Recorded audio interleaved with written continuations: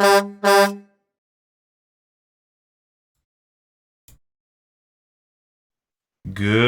evening, everybody. Neil is back here with us. It's another round of Shufflebus Season 5 action for everybody here. Getting ready to kick off with round 4 action between Creevedog, Charlotte M on the Discord, and Waterbender.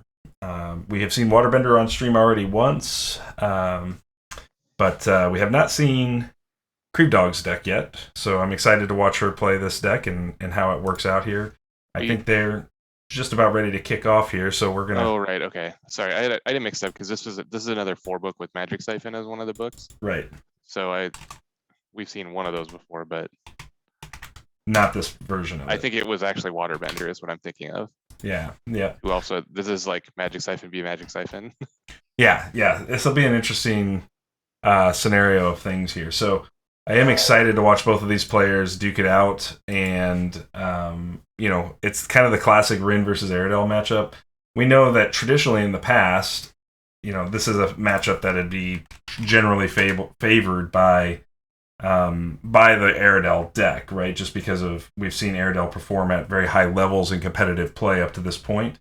But I think Waterbender's Rin deck is very interesting and has the opportunity to sort of surprise some folks here. So I think it's... Well, the one thing I'll say about the Rin deck here is it really mitigates the effectiveness of Water Blast.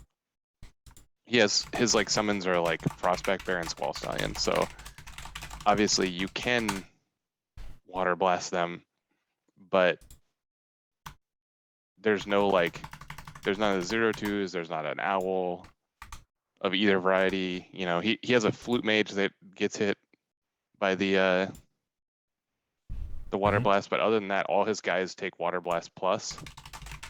I mean, I guess you can Water Blast the Gilder, but if that's what they're doing, I think you're feeling pretty good. Right.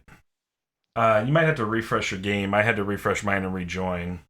Mine looks okay. Okay, so you're in the game right now with them? Yeah. Okay, good. I've been having this problem with Ashteki lately, and I've been meaning to open up a trouble ticket with Dijon where the early part of my game, I just get fake disconnects. It doesn't tell me I've disconnected. But the game doesn't update, and so then I just have to refresh the game to make it all work again. So I'll try to keep an eye on that because it tends to do it only in the early parts of the game, and then once the game sort of stabilizes, then I don't have the problem anymore. So what we've got is we've got Waterbender on the top with Rin, Creevedog on the bottom with Aradel. Both of these Phoenix Borns have very similar life pools, so that's always kind of interesting. I mean, both of them... Aradel's definitely more on the bottom end of the life pool, but we know, again, that traditional 4-book Aradels are very good at preserving their life. And the difference in the power level of these Phoenix Borns comes from Aradel winning in Phoenix Born text and Rin winning in loyalty card text. Right.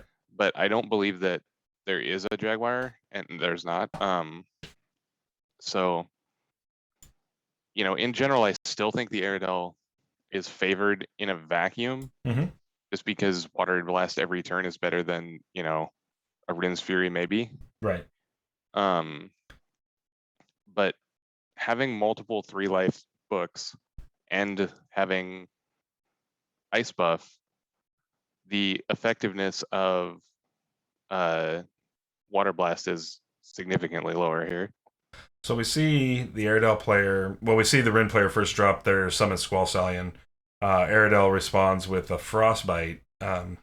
It's an interesting first 5 choice, but I don't mind it.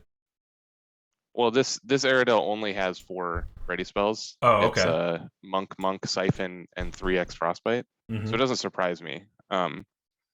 Since this deck doesn't have Gilder in it, the Frostbite is the opener because you want to be able to Frostbite plus Water Blast. Sure. But if he makes a Stallion here, he can just Ice Buff it, and then you're not going to do that probably. Yeah, you're outside of the range then of that Water Blast Frostbite. But so this player does not have Creevedog does not have a Gilder book then, obviously because no Charm. No, it's Monk, Siphon, Frostbite. Those are the only ready spells. Yeah, so you're going to have to kind of earn that last point of damage the hard way, right? Either through a natural ping or...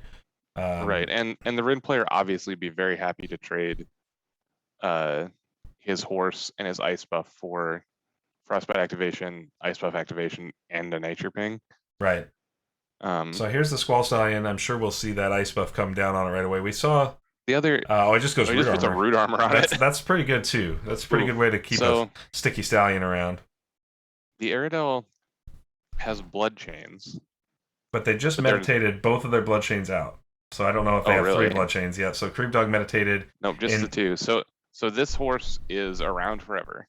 Yeah, they meditated blood chains, and a nature's wrath to get 2 dice power for natural and 1 dice power for ceremonial.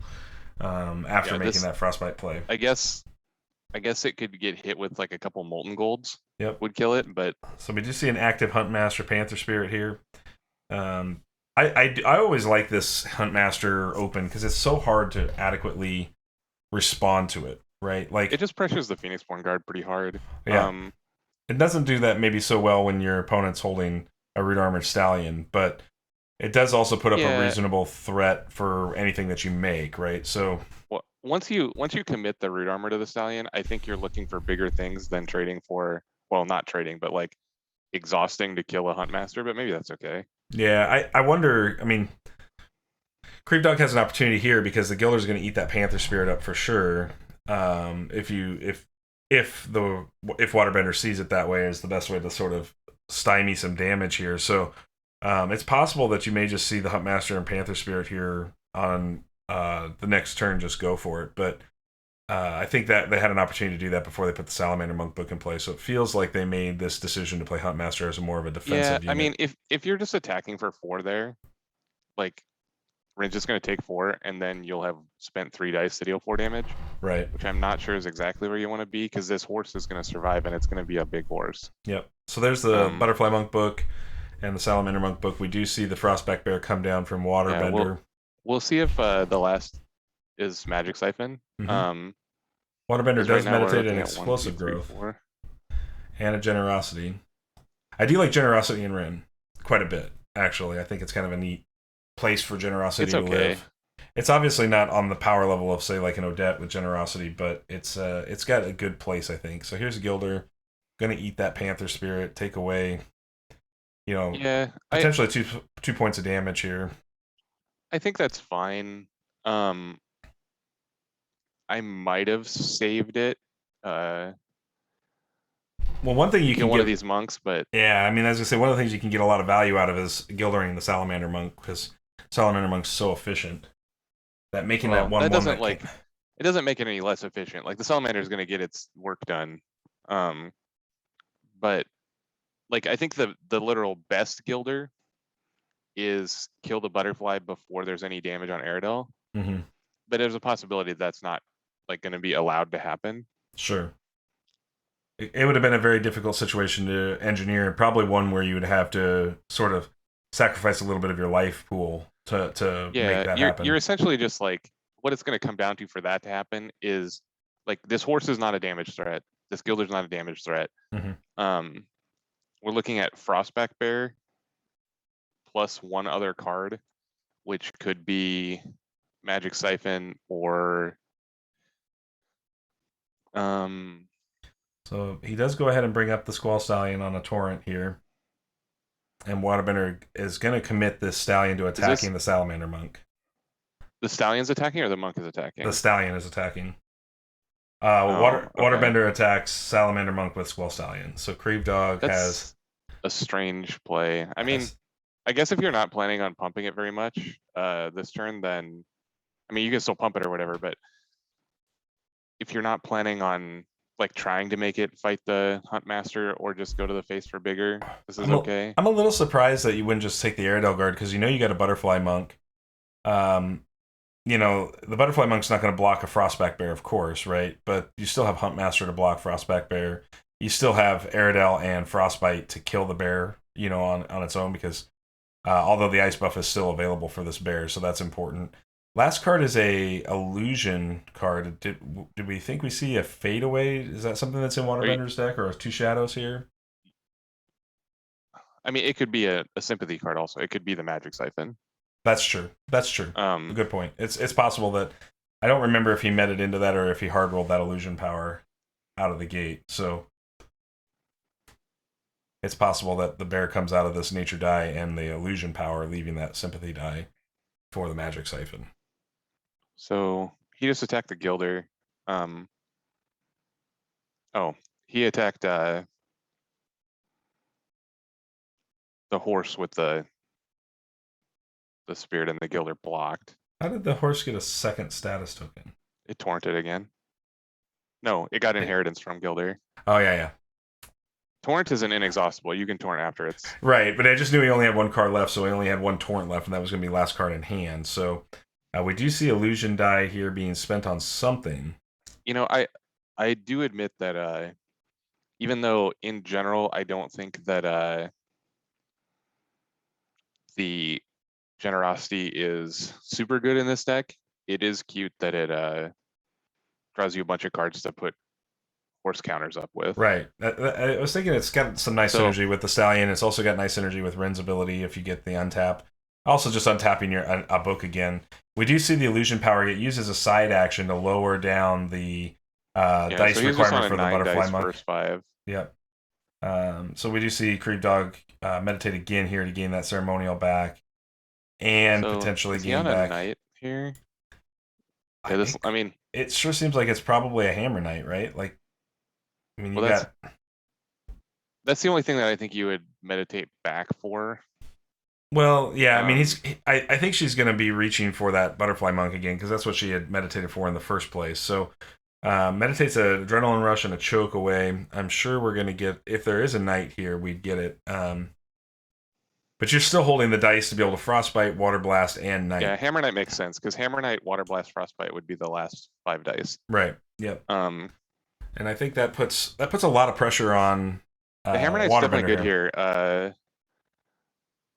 Because it's gonna, I guess you have to save PB guard.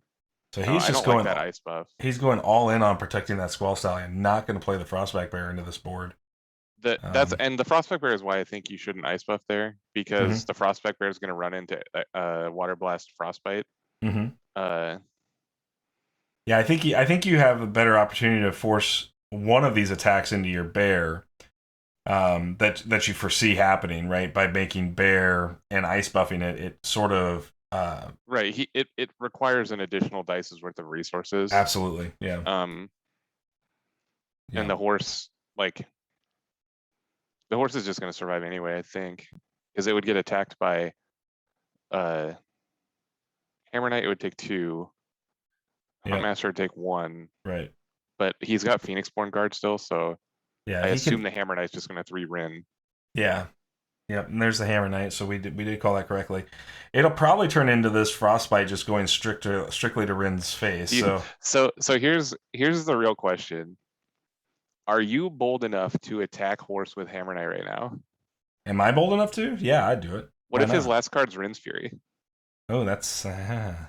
Yeah, that's right. Nobody thinks about the Rin's Fury. Yeah, I always forget about Rin's Fury and like attacking in units, but you can't even attack Rin if that's the case. Well, I guess you can't because the Squall Stallion's exhausted. Yeah. So, I mean, this is a big attack to faith. I still think that the Frostbite, you should have gone Frostbite Bear Ice Buff before. Sure. Because the Rin's, like, if he has Rin's Fury and doesn't make a bear, this horse had better win the game because he has spent like 5 dice into it or something. Right. And he's going to take 6. Yeah, absolutely. And if he does make a bear, it's not the end of the world. Like, you can take 6 and like have bear. I mean, if you really like, yeah. I mean, if your opponent like is worried, I guess he can't. Yeah, the ice buff I think was bad. Yeah, I really think you had to be on plan to ice buff your bear to protect it from that frostbite water blast. It's a very similar sort of line. One of the things that he could have Flute Mage. So here's a 4 attack coming into the Squall Stallion. I'm sure this is going to get a Rin block here. Like, this is literally the worst thing you could have happen is to take 3 here on this Stallion before a block. Right. So it says he chose Defenders. He's going to let it take it. Does it ever cover?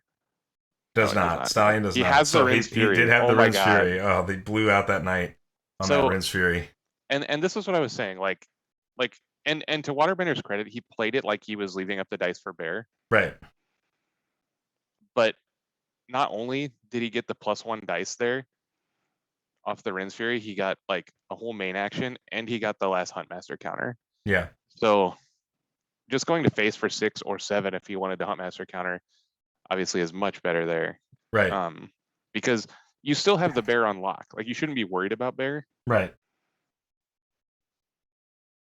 Yeah, you're absolutely right. Like you just had an opportunity here to commit your attackers to the board, get a big attack in on Rin that your opponent can't play around, and if they go ahead and make bear at that point, you're right. You're sitting on Water Blast Frostbite to kill bear because they had already committed the ice buff to the stallion. So, Creevedog is going to attack here. Creevedog is just really worried about this horse, but Yeah. I don't think that like you're not going to beat this horse now by attacking it. Right. And I would imagine we're going to get PB guard here. Why? I mean, I guess I don't know. It's possible. I mean, there's no festers in Creevedog's list There's at all. no festers. Oh, okay. Then I wouldn't worry about it at all. And there are Molten Golds, but since it has 5 life now, the 1 damage doesn't put it in Molten Gold range. Right. It's going to take another 2 attack like that. So you're going to see another point of damage go on there. Now it's in Molten Gold range for a future round here. So it is possible this horse will die top of round 2 if Creevedog draws Molten Gold and rolls, I guess, could meditate into Double Frog. Yeah, I mean, it's to me, I think. But I think you have to assume that if that happens, the Rin player is happy, because this stallion has now taken like 2.5. I don't know, just like so much tempo and value. Sure.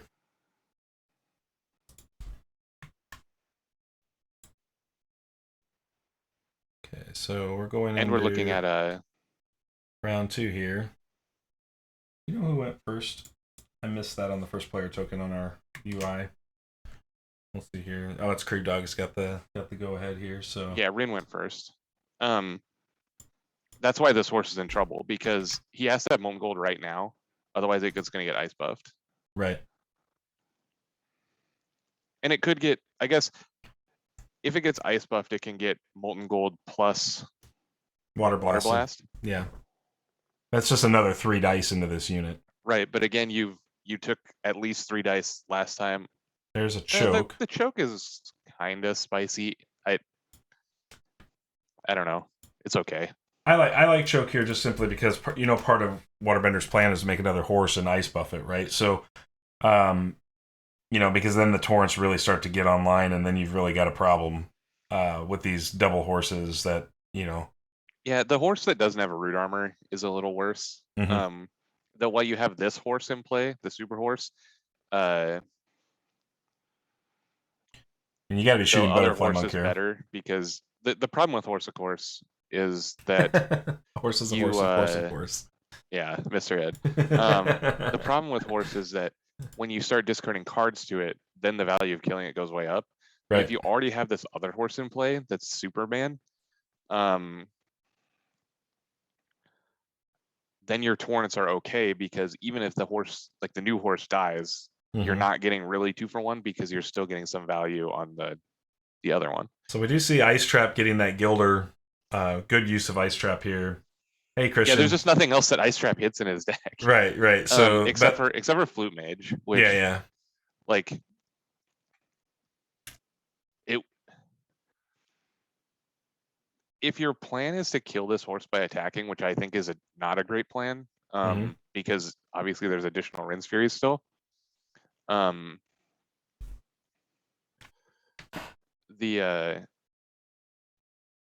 guess you have to Ice Trap that Gilder. Sure. But I would almost save that Ice Trap just for Flute Mage, because this horse is getting in the range of where like Flute Mage untap horse, even if the Flute Mage gets Water Blast immediately, is still really good.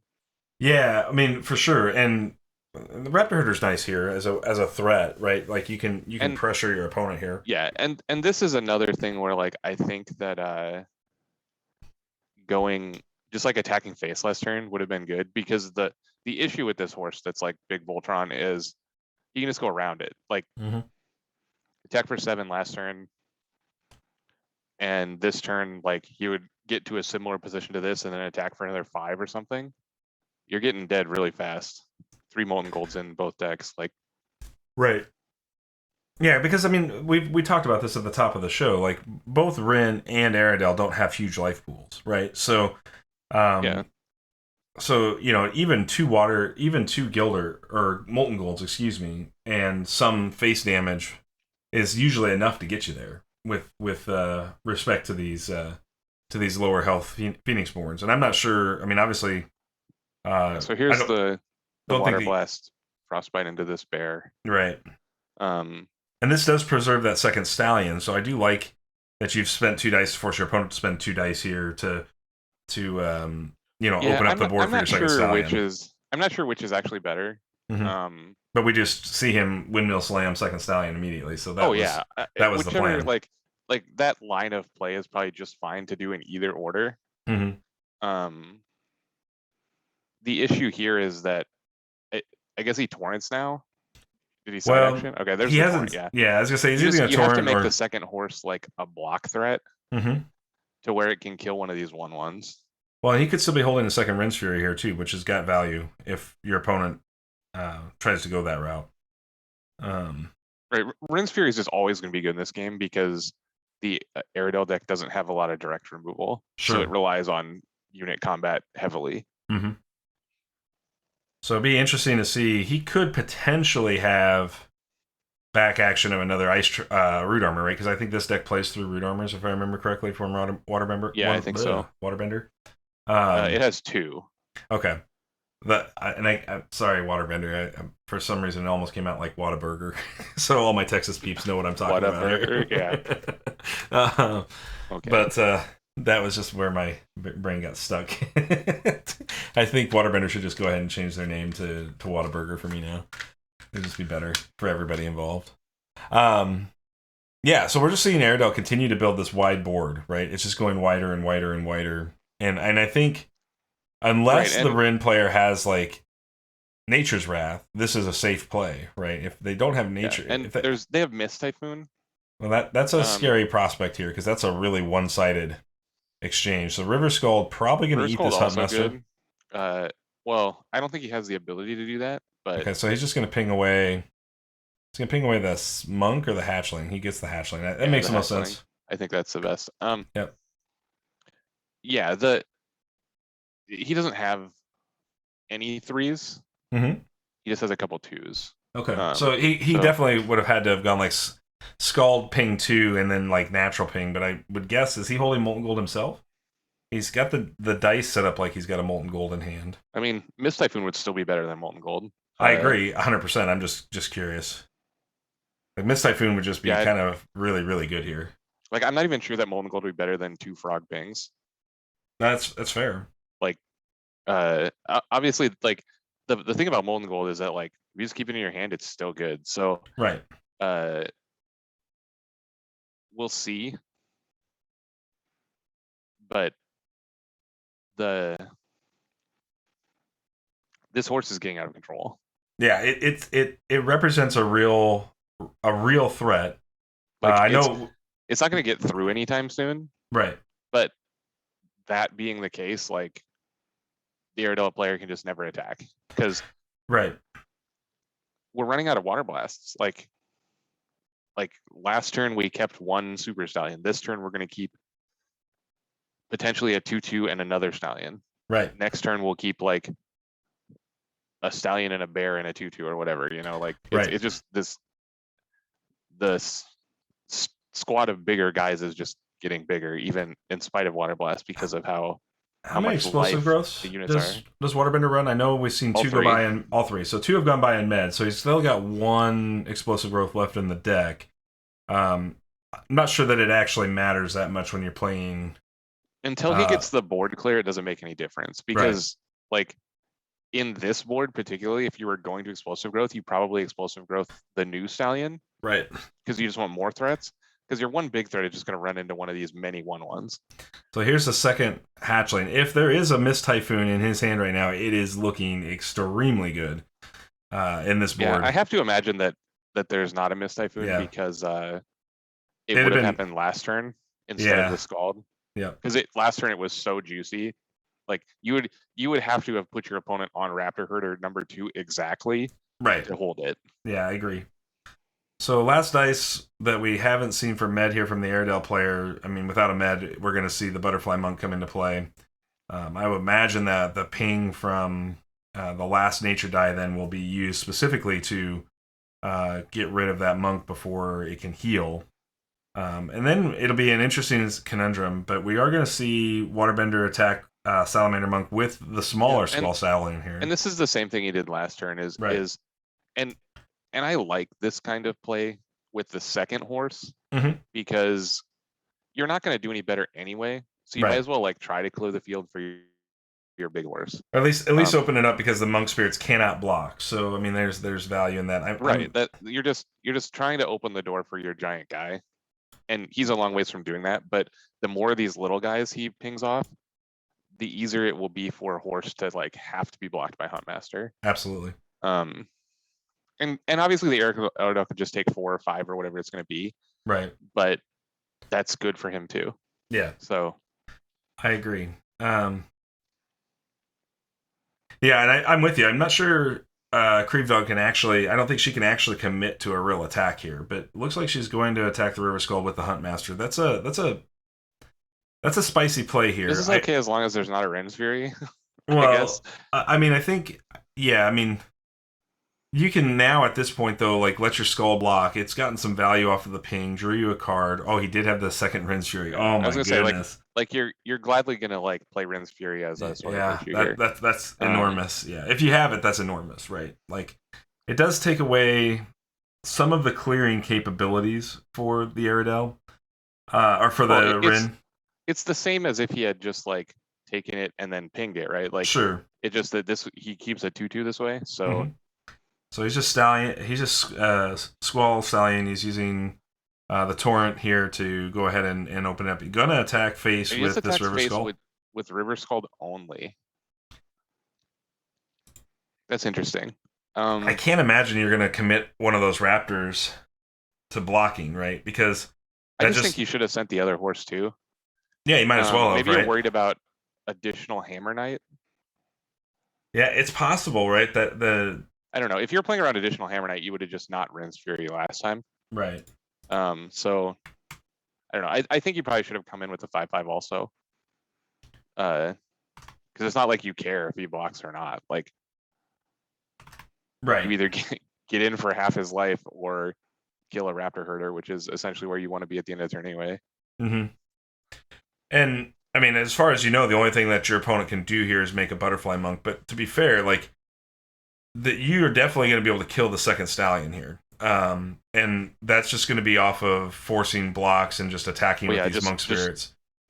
Just 3 attacks of 1/1s, right? Right, yep. Yeah, these 1/1s are going to chew up that second Stallion anyways. That's totally fine with the Ren player also, I think. So yeah.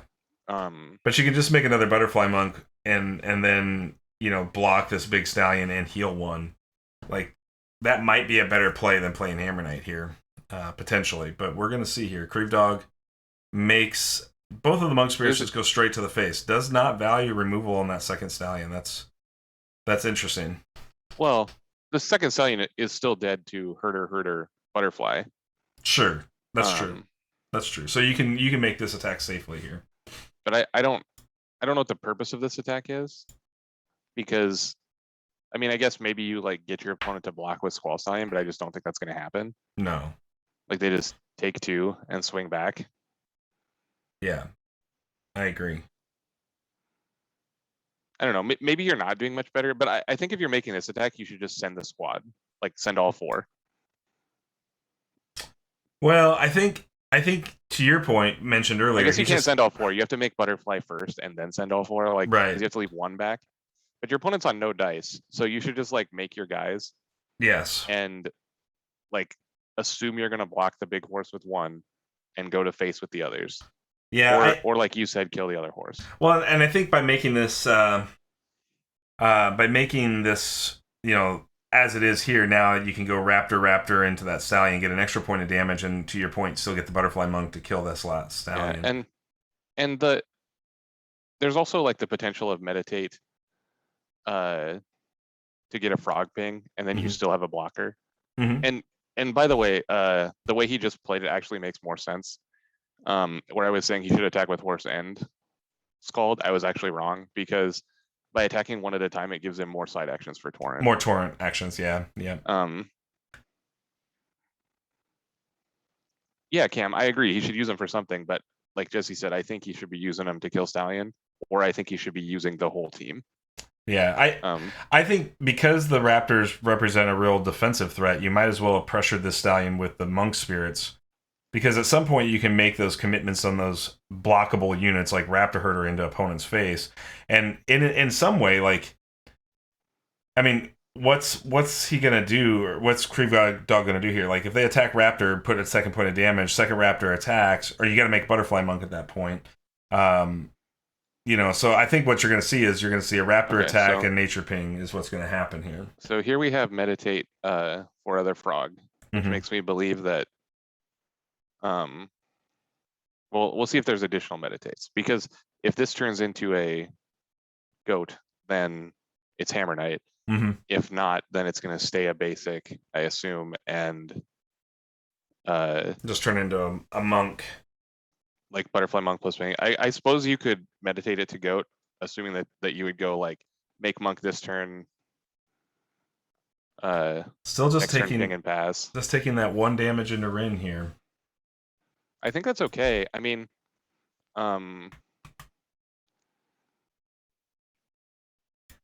as long as these guys get through for face damage or damage on the other Stallion, like they're going to do their job by the end of the round. Well, and maybe Creevedog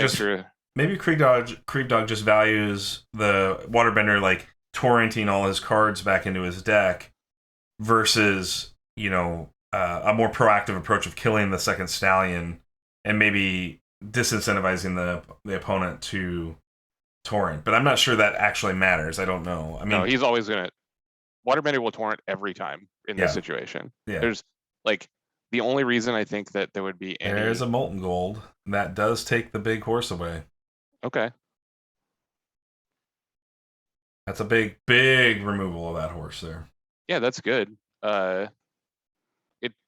The turns out the early choke on the ice buff was very important there. Yep.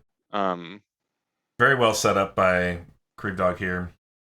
I mean, this other horse is pretty big too. Yeah, but it's exhausted, right? So now, to your point.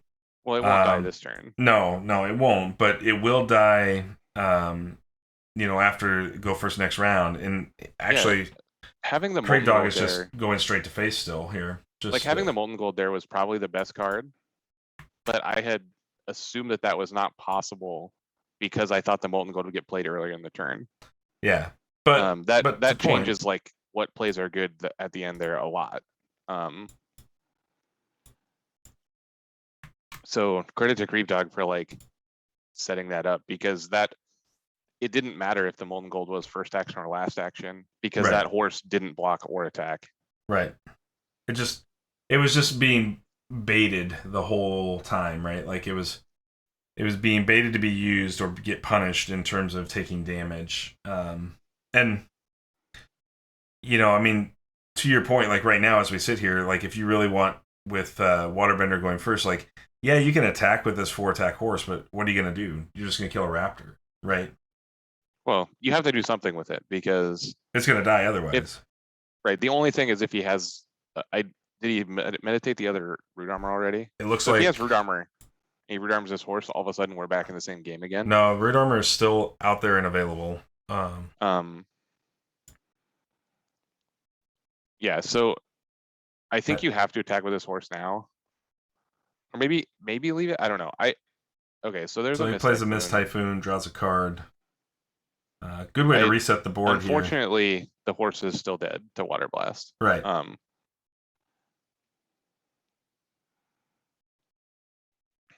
I guess if you're Waterbender, you're just trying to reset up at this point, right? Your opponent's down to 1 Raptor Herder left. I mean, obviously they can ceremonial Raptor Herders. Right. I mean, we're not in that big of a difference so Waterbender's down a couple dice now because of that Mist Typhoon, but the Mist Typhoon was definitely good. And you see here the Water Blast is forced. Mm-hmm. So now there's still a bear and another horse coming. And with the Water Blast down this early, your availability to deal with those 3 life units is much lower. Frostbite getting focused, turning on these basic dices into sources of 1 point of damage is always nice. And here we see horse, and Mm-hmm. and horse first again is better because you have more side actions. Mm-hmm. And does have that second root armor, so we do get a root armored horse put together here again. Yeah, I mean, I guess he must have drawn it off the horse book. Yeah. Because I think he would have root armored the other horse. Yeah. Well, yeah, for sure.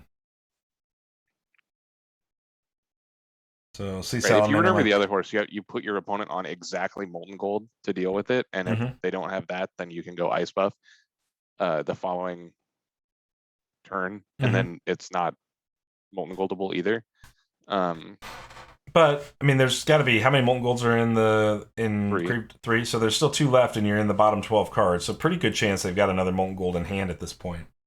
Right. I'm just saying I think the root armor was drawn off horseback activation because of that sequence. I think that you would just slam the root armor on the horse that was already 4 power, given the option at the top of round. Creevedog meditates an ice trap away to bring up a power side. I'm sure this is going to be for Butterfly Monk. Maybe they may be prepping another. They may be prepping for another Molten Gold here because there's a Sympathy Pain off the top of the deck as well.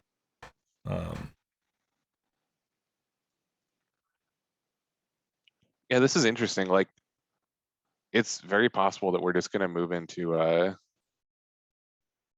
like fatigue territory. And Hammer Knight coming off the top here to make 3rd Frog side. That would really tell me. I think that really telegraphs some Molten Gold. Sure, and I think that Molten Gold is likely. And these Frostbites, like, so like 1 Molten Gold puts them at 10, 2 Frostbites puts him at 12, right? And then, like, next round he's dead with only 5 cards left. Like, you would for sure draw the 3rd Molten Gold and have the double Frostbites. Right. So you just have to like not get way behind. Well, and right now, I mean, you've done a nice job. Creevedog has done a nice job up to this point of preserving the life total in such a way where they're not at risk of dying immediately. Although, you know, we could see an explosive growth. Trapped. Yeah, but we could see an explosive growth on this stallion right here, right? So if you, we just see a torrent, yeah. Oh wait, no, what? This stallion? No, that's right. So the stallion was a 0/4. It got a torrent and an inheritance. Yeah. So it's very possible, like you see explosive growth happen here. This stallion turns into attack for 8. Yeah, but the Butterfly Monk creates a real problem for you in that play pattern. And you see the Rin here getting a little behind on dice this round. Leaving up that Frostback Bear only leaves him with the 2 sympathies. Right, which could be foolish. Yeah, or second River Scald would obviously also be great. Yeah. So we see River Scald attack the Butterfly Monk. Yeah, this is okay. Again, we're just playing for the horse face attack, right? By doing stuff like this. Yeah. Obviously, this Scald will go down, but you'll see the Scald will trade for 2 dice plus whatever it traded for last turn. Absolutely, yeah. Because that's what River Scald does, is always trade up for 1 million. I mean, it does turn into a situation where you have to put your opponent has to have 3rd Raptor Herder right now, or you do risk like this is going to turn into 10 attack. I mean, not enough to die, but it's certainly only if they're on the last explosive growth. Creevedog does play the Molten Gold here to deal 3 to the Squall Stallion or to the face. Nope, right to face. I think this is better because, like I said, if Frostbite goes face twice, then next round 1 Frostbite plus the additional Molten Gold that we're guaranteed will kill the Rin. Right. So now there is the explosive growth. We're gonna get this stallion in for 10 attack here. Aradel's gonna suffer some damage here. Well, this is big. You know, earlier I said there are Molten Golds in both decks. There are not. The Rin is solely on like horsepower essentially to win. Sure. That's a big horse. if he has the Flute Mage as his last card, like it is a GG if that happens, well, because it's not actually GG. The Aradel could still have a blocker. It could be a it'd have to be Raptor. That's the only thing they could play. Raptor or yeah, I guess just Raptor. Oh, but This there's no Raptors left. There's only 2 Raptors. Okay, so there But then it could be like it would have to be meditate this turn, get the ceremonial power, and then next turn ceremonial, get Raptor, play Raptor. yeah. So Flute Mage goes ahead and puts one from the Frostbite. It just attacks Rin no with the attacks Salamander. with Salamander. Yep. This also potentially like so if he has the Flute Mage, it's still yep. There's Flute Mage untap this Stallion. This is going to be the game if the Rin player. I believe that is GG. I don't think that there's a card because if this is a Sympathy Pain, the Rin still survived this 17, right? Yeah. Yeah. So you're still outside of Sympathy Pain range. So we do see Frostbite going to Rin, just looking. Sometimes you just take 20, I guess. Sometimes in 2 attacks, right? So that is a concession, just blood points component there, and that sees the Aradel player take the last point of damage and end up in a GG. Congrats like I said, to Waterbender. I think that in that situation, you have to put your opponent on Flute Mage, and you have to meditate to ceremonial power so that you can next turn ceremonial into Raptor just to like not die. Absolutely. Because you're still very likely to win if you do that. I think that there was a play pattern there. You're absolutely correct. Where you on last turn when you just Frostbite, you make the ceremonial, knowing that your opponent still has to make the Flute Mage to untap. If you see that coming, obviously maybe Creevedog didn't see that coming, but right.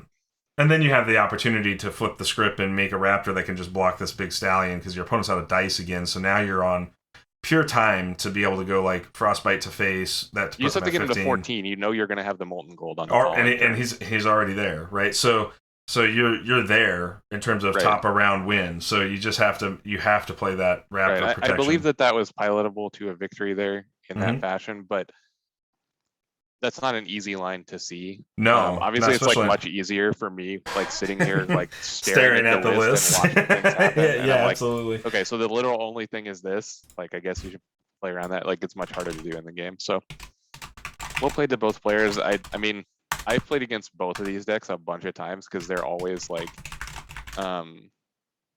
they were always testing both these players, and I believe they're both rookies. Is that correct? Yes. Yeah, so both these players were on all the time leading up to the tournament, and they've been on lately, I believe, also just playing games, and I think that's great. And so we've got another match coming up here in about 15 minutes, so just a little bit of time here before that happens, but we've got Carl on Koji Creepers, and then we've got Kaya on Maeoni. So I think this is the first time we've seen Maeoni this season on stream. Actually, the first time we've seen Maeoni in a while, I think. I think this is the first Creepers we've seen too on stream. Actually. Yeah, I think you're probably right. I played a Creepers deck just the other night, but yeah. Interesting that Carl is on the receiving end of the snake this time, but yeah, I'm not sure that this is a great matchup for Maeoni. I think that's a fair. I think that's a fair statement potentially. It's tricky to deal with all of the creeper tempo. The snake will get. I guess the snake will get really, really big because the creepers, like, all the guys die and they want their guys to die. So maybe he'll just like start hypnotize and hope that he gets there. Yeah, because that's a way to win. It is a way to win, and it sort of punishes your opponent's own game plan. You know, where they want their units to die and things like that. So it is possible that that it does turn into, you're right, like a place where like all these things are happening in such a way that Snake just gets too big to deal with. So he doesn't even really need to start it. He just needs to discard to draw it aggressively, like in round 2 or 3. Right. And I'm looking at the Koji deck here. He has a single fadeaway.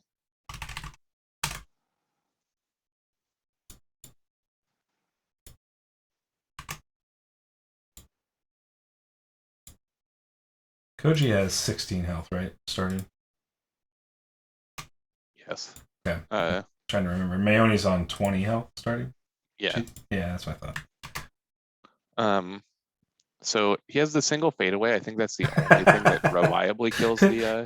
Cam says, "What about my stream game versus Bye?" I guess that's just we never going to feature that Bye guy on stream. He's such a jerk, Cam. You know that, man. I can't put that guy up on stream. Yeah, like I don't even. Feature that he's such on stream. he's such a Bye is such a loose cannon. You don't know what he's going to do. Like it could be the worst ever. Like we could get like DMCA striked by Twitch over Bye. You know? So, do you think that Carl's going to start a seal? I don't think he will, but like that'd be kind of funny. I don't know, man. Like you never know with Carl. Carl is obviously an extremely competitive player and has a lot of opportunities here. And Kaile is also an extremely good player. I've played against this Maeoni deck also in testing a couple of times. Like, man, it beats the crap out of Auric, I think. Does it? Okay. It's because, and this is why, and I don't know if it beats the crap out of all Auric decks, but mine specifically, because again, I just make a million chump blockers that the snake eats, and so we're both kind of on this like late round 3, early round 4, just victory, essentially. Sure. Where we both charge up to where either I'm awakened or snake is an 80-80, and the difference is that because of hypnotize, the snake does all 80 at once, and the awaken takes 80 turns to do 80. So, like the Auric gets charged up pretty easily because it doesn't apply a lot of early pressure. But then when it comes to time to win the game, the Maeoni wins much faster than the Auric does. Yeah, it you know, I mean, obviously I think the longer a game goes, the more it favors creepers, right? I'm not sure that's true. Really? I mean, I feel like that when I play them. In general, that statement is true. I'm not sure that's true against Snake. Okay. Because looking at Carl's list, he has the 1 fadeaway, and then Seeds of Aggression, Fate Reflection, and that's it. That have the potential to kill the snake. Besides like attacks, I guess there's also a Guilt Link. So the Guilt Link is a possibility. But it's just in general, like if the snake survives, the game is just going to come down to whether or not the snake survives. I suppose there's a possibility that like he doesn't first fight a hypnotize, and both hypnotizes are in like the last 5 cards of his deck. Sure. Then the creepers will win. But if the snake doesn't die, and the hypnotize is drawn in a reasonable manner, which it doesn't, it could be round 3 even. Sure. Like the snake is going to kill Koji. Yeah. I think you really have to be on plan. Like when you play against creepers, you have to be on a plan that allows you to eat up the seeds efficiently, right? And that can be tough. That can be really, really tough to do. And you know, Maeoni's removal is limited. To your point, right? Like it's. Yeah, I mean, this deck has a Guilt Link. This deck has the set of Nature's Wraths. It has a single 2 shadows, which has a little bit of extra reach because it doesn't. If it gets 2 shadows, it doesn't leave behind the seed. Right. So we'll see, and obviously like Command Strike is good. Yeah. Like it's very easy to get to where a seed won't survive a Command Strike without protection, but Command Strike is dicey into Fate Reflection. It definitely is, and you know, I think that's one thing that I'm not sure how much Kaile has come up against Fate Reflection yet in this tournament. I'm not sure. We can take a look. One of the times that I played against this deck specifically, he chose not to Command Strike. Yeah, I wasn't on creepers, but just had you on Fate Reflection though. Right, and he has Fate Reflection of his own. So like you can do it into Fate Reflection if you have Turtle Dice up and a Fate Reflection in hand. So Kaile played last round. Where am I at Bill, and Bill won that round. So that was Maeoni's first loss. I think the deck is good. It's very similar to Carl's list. It has a few tweaks. And I mean, into a field of orcs like that, I think this deck is pretty good. And Kaile played Squircle, one of the Xanders, and I can see how this deck would eat up that Xander deck that Squircle played, because Squircle was kind of on Ceresaurus mounts and AoEs, and AoE tends to do absolutely zero against the snake deck. Yeah, I mean, the snake is killable through damage. It's just really hard, because if it doesn't die to damage, it heals completely. Like, the thing has recovered 3 for some reason, and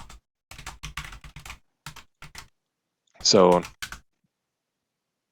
it's very possible like creepers could pressure the guard and make a couple trees and kill it by attacking that way. Okay. Yeah. But I don't know. So Kaile got through Xander there. First round, Kaile played Frisbee. I don't know what that deck was and whether or not it was equipped with Fate Reflection. So this may be the first time that Kaile has come up against a Fate Reflection, right? And so that could be a real test here for the Maeoni player in particular. Where, I almost feel like you have to be on your own Fate Reflections when you're playing Maeoni just to be able to, like, ping-pong it back. So the Koji deck... But no, Frisbee had 3x Fate Reflections in round 1, and Kaile managed to navigate that. So right. So the decks that it's hard to play against with the Fate Reflections are the ones that are on, like, 4 or 5 illusion/time dice. Mm-hmm. The Fate Reflection will be extremely telegraphed in the Koji deck because there's only one illusion wolf. die. Mm-hmm. So you'll have a lot of information about whether there's a Fate Reflection or not, and you have your own Fate Reflections. Though your Kaile only has 2.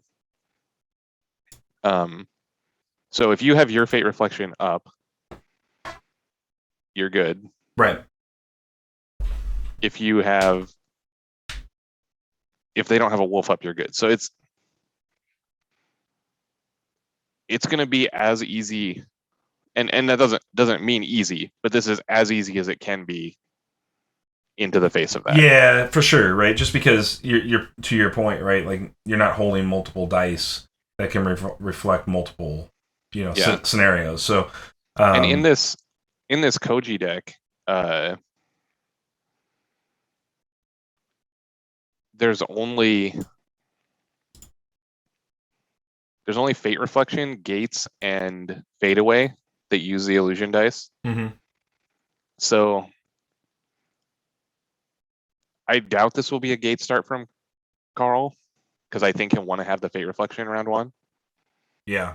Or the Fade Away in round 1. But he can't have it all. What's interesting is like, when you look at Snake, the Snake isn't a great threat in round 1 typically, right? So you can kind of let Snake do its thing in round 1 pretty comfortably. But you have to be very prepared to be able to kill it in round 2. And if you can't do that, then you're in trouble. That's a little... you're right. Like, you can kill it in round 2 and be fine. But you have to remember that against creepers specifically, like, it's very possible you just get a 3-power snake in round 1. Sure. Carl could slow play it and try to keep the lizard alive, and then it wouldn't do anything. But, like, because of how creepers operates, the snake will be big. Like, I don't know. I agree. I mean, I think that if I'm Carl, I would start Fate Reflection over the Gates or Fade Away. But I'm not sure. It's kind of a mind game where, like, if Kaile puts him on Fate Reflection, and doesn't try to command strike. The thing is you can also, like, Carl can also just bluff that Fate Reflection if it is Gates and hold the Gates for the last second too, right? And there is value in that if he can handle whatever the threats are that are made by Kaile in round you one. can't really bluff Fate Reflection and then play Gates. Like, it doesn't work that way, because if he just holds the wolf dice until the end, I mean, if Kaile puts him on Fate Reflection, he's not going to use a Command Strike until the end. And then you're going to sit in this thing where, like, oh, he's got Command Strike ready for if I play this Gates. So then what do? You play Gates, you get Command Struck. Yeah. The same as if it would have happened at any other time during the turn. Sure. Or you don't play the Gates at all, in which case, like, he kind of got you that way. Sure. I mean, I'm not disagreeing. And I'm excited to see Carl's version of this deck with the Emberroot Lizard. I think that's a really cool addition. I had been playing in the last week or two a version of Koji with Emberroot. I mean, I just think Emberroot's really good. Yeah, it really is. And it's got an opportunity to really shine here, I think, in a creeper deck where if you can focus the creeper book, you have a good place to put that first status token, which is sometimes a little awkward for the Indigo creeper. It just gives you like an additional guy of value at one dice that also just like if the thing didn't require a status token to be in every deck, right? The card's very, very good. So since you're already on the plan of always having available status counters, like, you might as well play that card, right? I agree. So Carl's in here. I think Kaila's getting in. So we're gonna get ready to get started here, folks. So we'll cut over to the tournament scene, and we're gonna wish both of these players a lot of luck and success. But this is gonna be a really interesting match to watch play out here.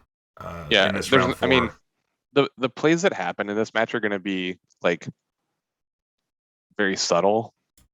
I think, like, the things that are actually going to matter to how the outcome of this game goes. Because, you know, we'll see the units just slammed into play or whatever, but like attacking Maeoni for 4 or whatever isn't going to be like a very big deal, right? Until later in the round, right? So Kaya's got a solid plan. Had 5 cards ready to go. Slam those out. Carl seems to be taking a little bit of time here. Maybe had a couple of ideas on the way he wanted to first 5 this and making a game time decision. I know he does that from time to time, where he plays out a few first 5s and then makes a game. This list has decision. a million one-ofs, right? And he'll have Creeper, Open Memories. I think Fate Reflection, Gilder, Guilt Link. 1, 2, 3, 4, 5. Yeah, I think that's what it'll be. Because I don't think the Emberroot does very much in this match. Yeah, I mean, I can see where that might be true. So it doesn't kill anything. We do get Carl with first player token here out of the gate, so he will go first here. Yeah, and Kaile chose to go second was what happened. Yeah. I think if you're the snake player, that's correct. I think if you're snake, you want to go second, right? You want your opponent to have to be the first to commit things to the board. Yeah. You need to just like figure out when your snake could potentially top of round kill someone with Hypnotize in play, and that's how you should choose to go first, I think. So we do see the 3-eyed owl. I like the 3-eyed owl into Carl here because Carl doesn't have a great response to 3-eyed owl. At least not that I'm aware of. Maybe he's got a plan for the owl here. Yeah, I mean, he essentially like, I think he just kind of like discards the owl. He might sympathy power. Because it's 1, 2, 3, 4. He won't have time to sympathy 5, power. I guess he has time 6, to sympathy 7. Power on this round. He can meditate up and go from there. But and you can make a creeper here and pressure the owl with attack as well. But that's in the first 5 that I had stated before. He has a couple dice left over, so you could definitely sympathy power. Yeah, so that maybe his plan is just to go ahead and draw, and then determine from there what the best card to discard to owl is.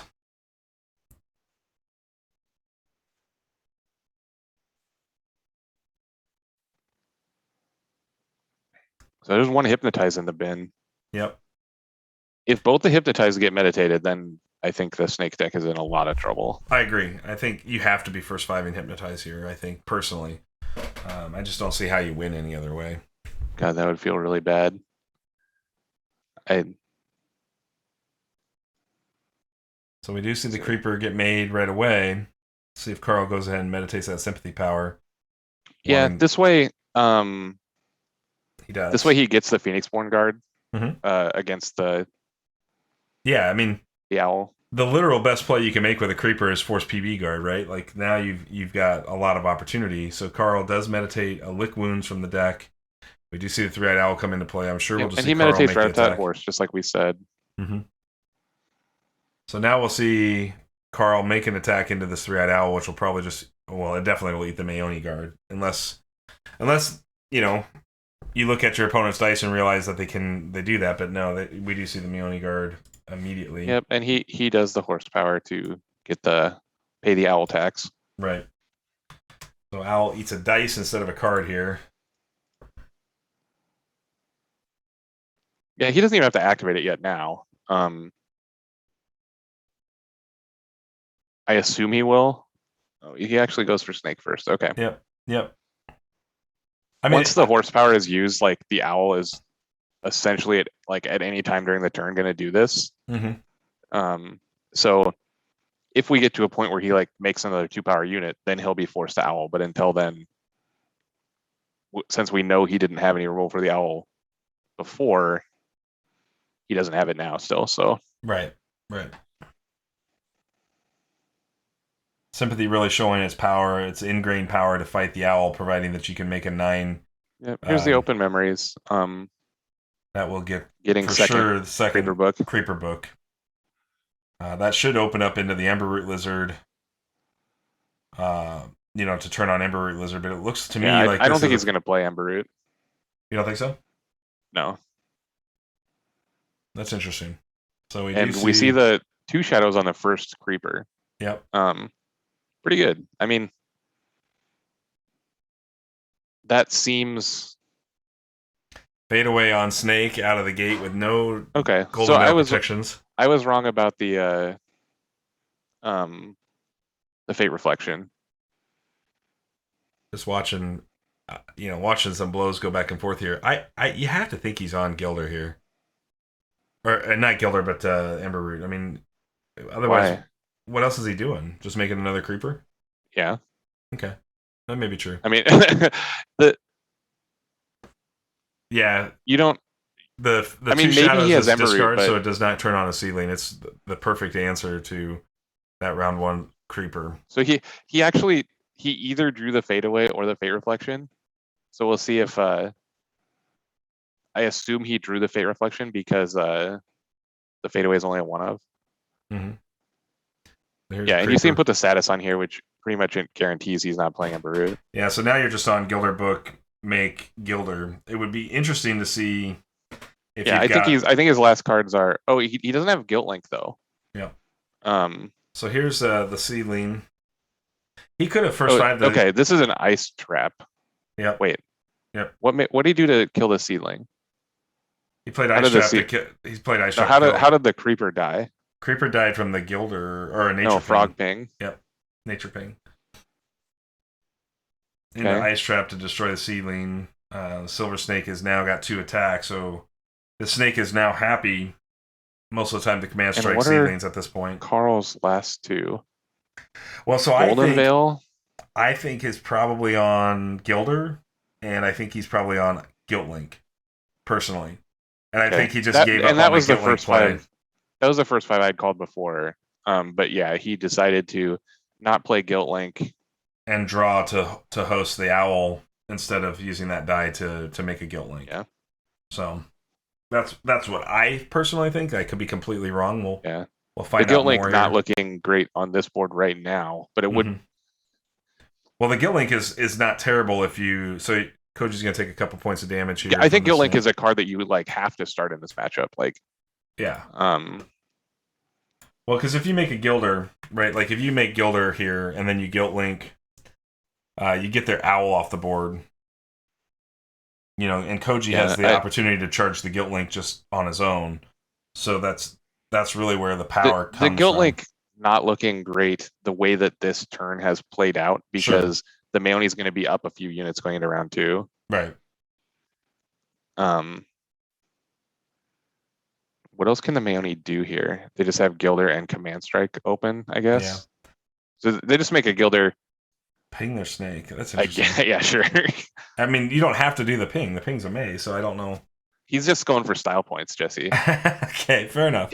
Taking game actions. Yeah, fair enough. Fair enough. So Carl is gonna exhaust Koji plays a status token. He's going style points on the snake and giving the snake a status token.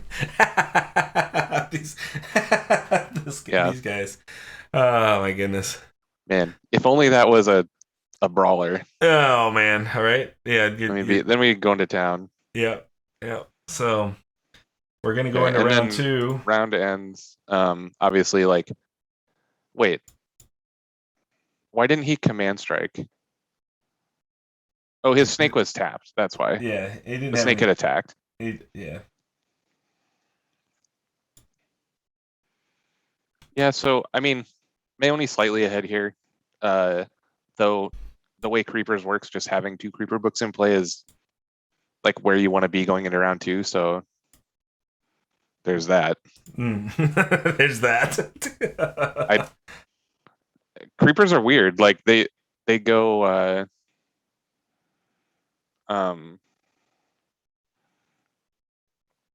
they go from 0 to 60 very quickly, and it essentially happens as soon as the second book is online. So we see the owl hit a seal here. Yeah, that obviously the owl now in round 2, just essentially there to eat up Gilder pings or a Guilt Link or whatever. Kaya does met off a second explosive growth here, so it's possible we don't see the big explosive growth snake this game. Not that may matter when creepers start dying all over the place, but and brilliant thorns if that comes to fruition for Carl and his plan here. We do see Carl bring down still got the Gilder book in play and double creeper. Haven't seen any of the other books go by, so it is possible Carl could still have Ember Root Lizard, still have Guilt Link. We don't know for sure. Yeah, I mean, he'll play the lizard if he draws it now. It's just it just doesn't do anything against the Maeoni. Like all it does is like give a good command strike target. I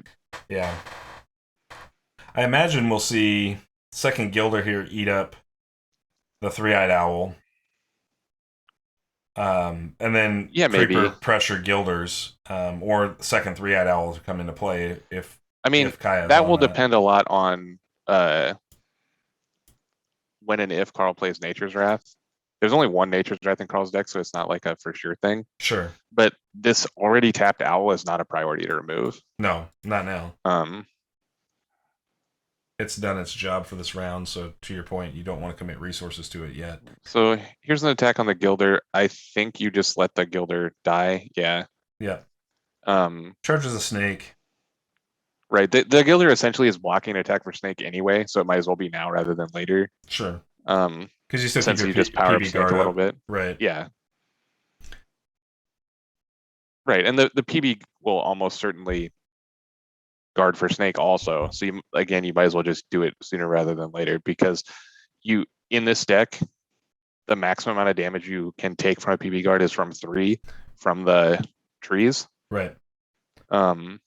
Every other unit's 2 or less. And one big thing you got to be worried about if you're Kaile here is you almost don't want to actively kill this creeper until you know you can shoot the seedling down, and that's a trick here. We know Carl's holding an ice trap because he discarded the wrong card to the Mindfog Owl. Yeah, I mean, I would, if it was me, I would Frostbite Command Strike here because he's not showing Wolf and he's not showing Golden Veil. Mm-hmm. So Frostbite the thing, turns your snake into a 2-power, then you can Command Strike the 2 into the seed. Right. But that doesn't deal with the second seed. Like the second creeper can still come online and create some havoc for your snake here. That's what I would do, because with the dice faces that Carl is showing here, like you know that you have the upper opportunity to do it. Mm-hmm. Oh, but I guess it's Carl's turn, so he could meditate or something, and then it would change. Mm-hmm. Sorry, Kaile played Frostbite as the main. Right. So you have to see what Carl's going to do here first. Yeah. I mean, if he's got the Guilt Link, it's not looking super great right this second, right? Just because your opponent's got that three-eyed owl still standing up. So you can make Guilt Link, ping the owl. Okay, so the Ember Root got meditated. Yep. Gates got meditated. Yep. So he's definitely holding potential Fate Reflection based on dice here, or he's bluffing. Yeah. So now we're in the situation where so Fate Reflection is the only card that this wolf could pay for. So he does play Seeds of Aggression here. I really like this Seeds play a lot. Putting damage on the snake. Yeah, you charge the snake, but you know you're in a position now where you're telling your opponent you either command strike this seedling or I'm gonna make a creeper or right. And the Maeoni player does not have the dice right now for the Fate Reflection back. Right. Yeah, so you really are kind of stuck, right? You can try to attack it with your snake, but then that turns your mind, right? And that turns your command strike off. So you can leave it, but as soon as you leave it, then it gets to 4 life, right? Because he has Creeper Book plus Koji side, right? So he's just gonna hard make this this creeper do creeper things pretty much. I think we're gonna see Brilliant Thorns this round from Carl. Oh, almost certainly, because he has another creeper to make still. So here is the bait to the Fate Reflection. I'm sure this is gonna go right back at the snake here. See if he's got the Golden Veil. He does have the Golden Veil, so we are looking at this command strike working. Yep. But I mean you have to make these plays, right? So it's rough because he just essentially traded 3 dice for 1.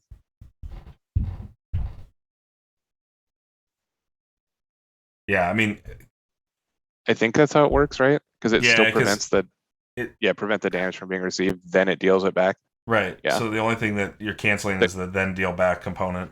We needed Fate Reflection to be worded the other way, where it deals damage first and then prevents, because then you could actually like cancel it, the whole thing with Golden Veil. But so here's Gilder probably ping the Silver Snake. Oh, he's just going after the snake because he's got side action ping. Right. And then gets the snake off of side action ping. So we are in a place now where Next Creeper and Koji does allow the Luminous Seedling to do its thing. Koji is very far ahead now. Yes. Yep. Because the snake has already been used this round. You got to remember, snake died in round 1, so right. So we're not getting another one. I'm gonna get another owl to eat up here. 1 card from the hand. So that, Carl letting that happen, we are going to see the status token from the Focus Creeper book go on the seedling. The way that this has gone, this will not go to decking, so the owls are not going to matter. Yep. What owls do here that is kind of important, and he does go ahead and draw a card, so he must have valued those 2 cards in hand for something to go ahead and draw off of this here. But I think that just means that he doesn't have a better play.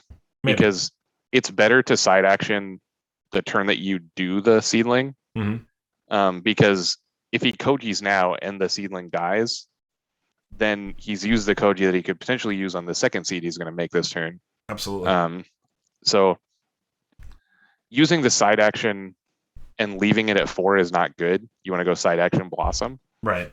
So I think that if he doesn't have a 2 dice card to play this turn, doing that is much better than just going Koji side. Does the Maeoni player at this point need to start digging into just like leveraging the low life pool of Koji and start using Frostbites to face? Because it seems like you're not going to win the board state. I mean, no, I don't think that matters. Okay. I think the only thing that matters is getting a snake to stick. Like, I just don't think there's any other avenue to victory now. 2 explosive growth's gone.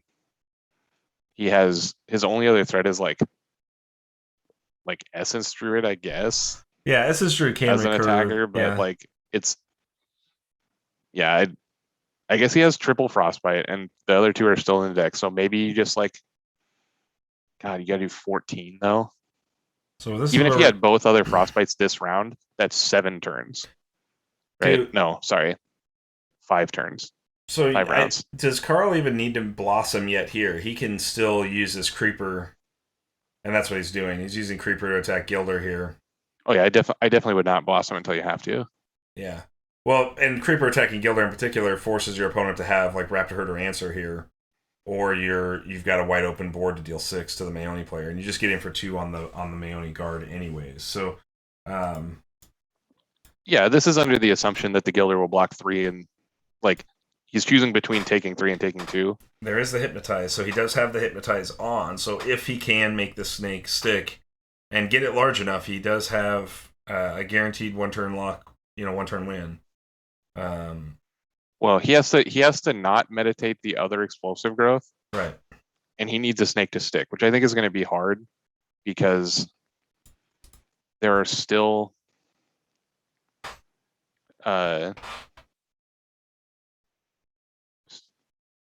I guess there's a Fate Reflection and 2 Golden Veils Mm-hmm. in the Koji deck, and 2 more Seeds of Aggression. Yeah, and those Seeds of Aggression are I really like Seeds of Aggression with Creeper.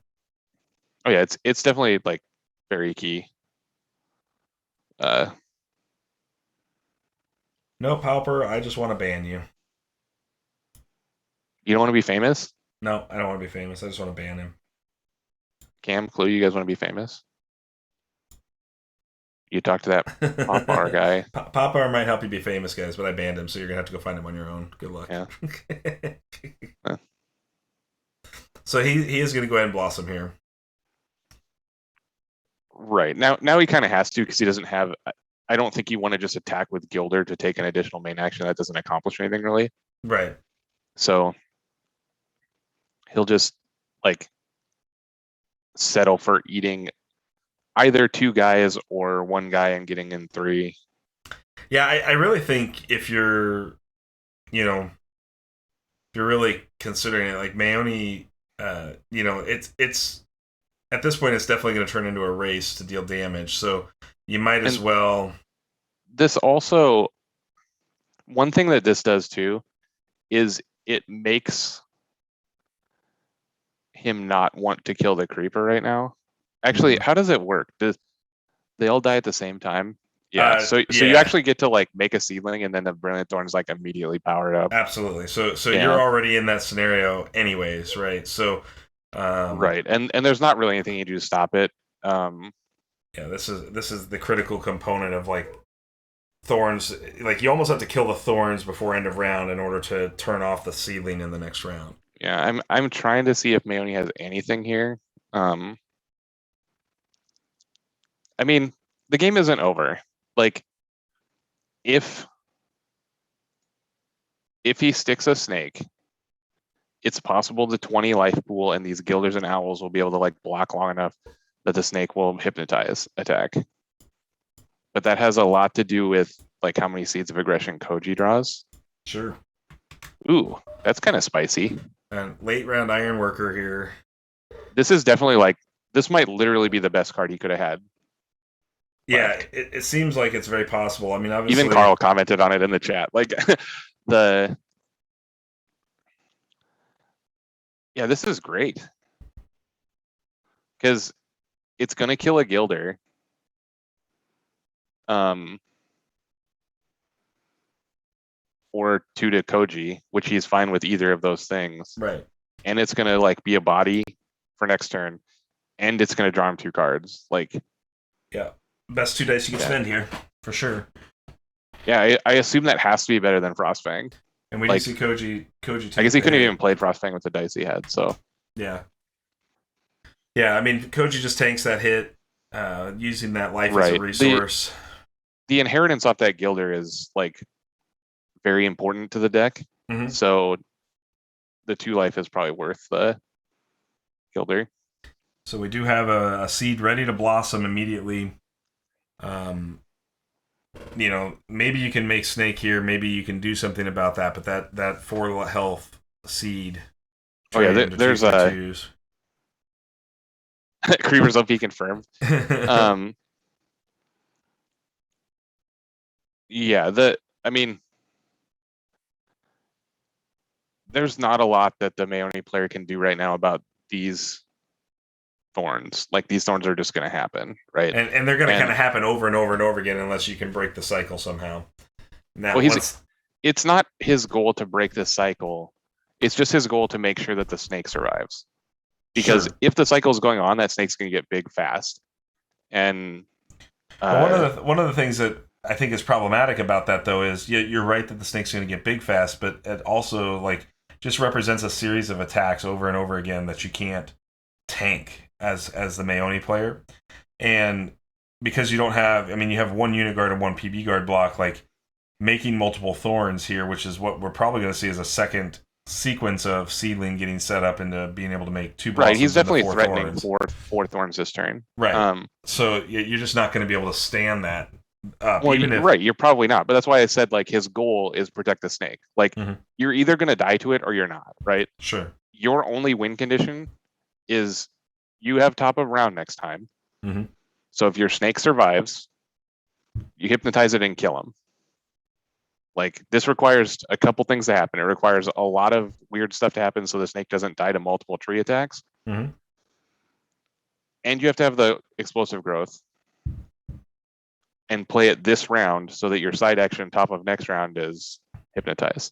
Yeah. I guess that doesn't have to be true. You could if you can protect the snake this round, you can probably go like explosive growth next round, some main action, then hypnotize attack. It'd be weird that he wouldn't be able to kill it this round, but could kill it next round after it recovers 3. But we know he has PB guard. We know he has a Gilder. I would not commit Gilder early. No, I don't think there's any reason to at this particular point, right? Yeah. You just, because you need it to block a tree attack on snake, essentially. And what you have to be cautious about with this Ironworker, though, is that you don't really have any space to make Owl, Snake, and Gilder now in the Maeoni because of the 4 battlefields. So one of these things is going to die. Yeah, you're very willing to trade your Ironworker off now. Sure. It got way more than its value already. So he makes the snake. I think that's fine. This makes it 1 bigger if he decides to seedling. Can you? Yeah, I think the key here is to point this seedling with 5 health is not going away. Carl's going to blossom that no matter what. It will blossom when Carl wants it to blossom. Right. I cannot. I was trying to find a way that it would die. I think root armor would actually be really good here on the snake. It seems like a real opportunity for the snake. If he's drawn, there's only 1 root armor in the deck, so. So Gilder just preemptively making this seed right away. I do like this play just simply because if Carl blossoms the other seedling on you, then you're in a position where you can command strike the last seed. But it's hard because that last seed's going to probably get at least 1 status token from another Creeper book or from Koji before that ever would happen. So I think you're in a really tough place. He's command strike right now, actually. Okay. I think he's going to kill the other seed. Or try to. This could be a Golden Veil.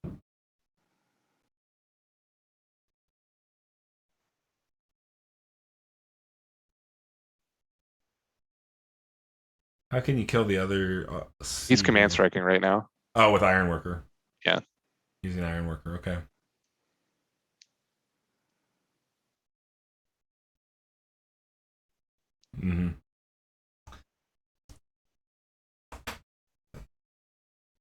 Yep, there's the Golden Veil from Carl's cancel the command strike.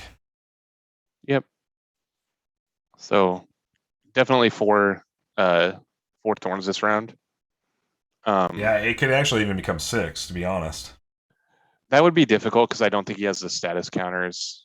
Well, he's got the he gives a creeper status here, right on the second seed. Right. We knew that he had to use Creeper Book plus Koji to get the second seed off. Right. He would have to trade off the lizard and then trade off 2 trees for that to happen. And I just don't know that there's enough guys with power on the Maeoni side that the trees will die. Like well, one will trade for an iron. He could have a guilt link here though. That would turn on through inheritance. You would get right. there. Carl has to kill his own guys to make that happen. I don't even think that 6 thorns this round is good. I think it's actually better to just save it and have the thorns next round. Yeah, that may be true.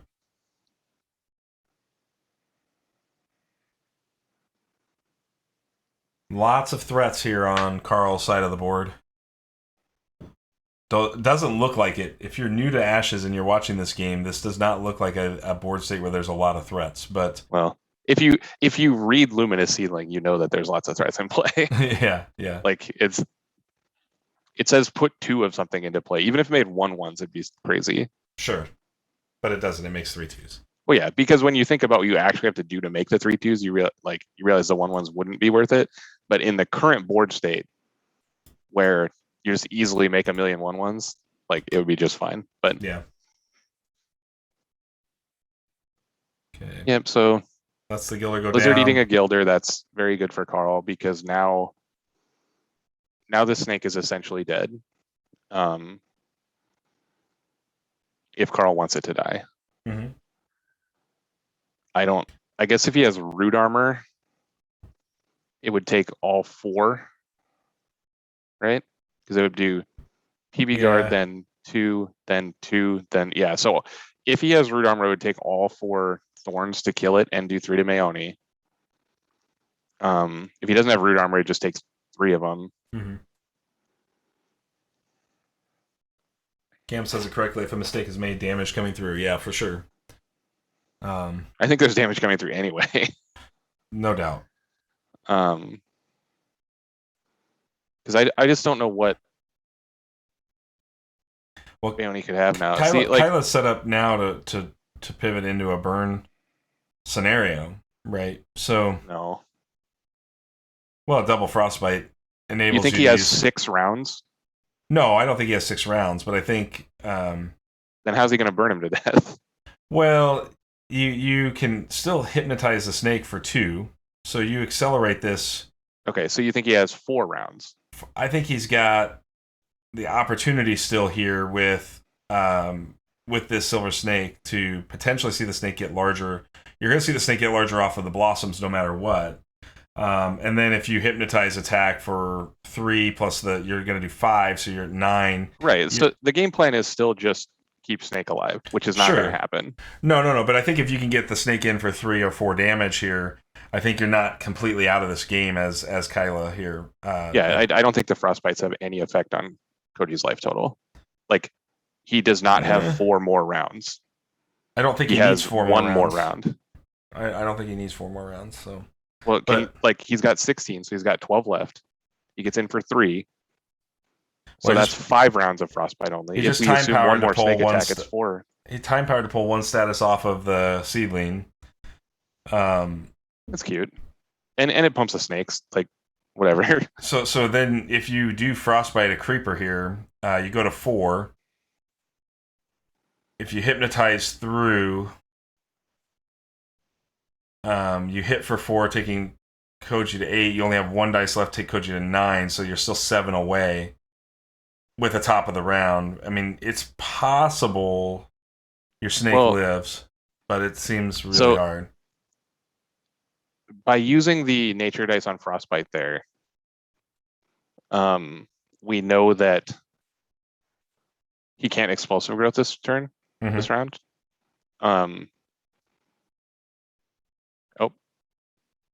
He has the explosive growth in hand. Mm-hmm. Or at least is reconsidering it here.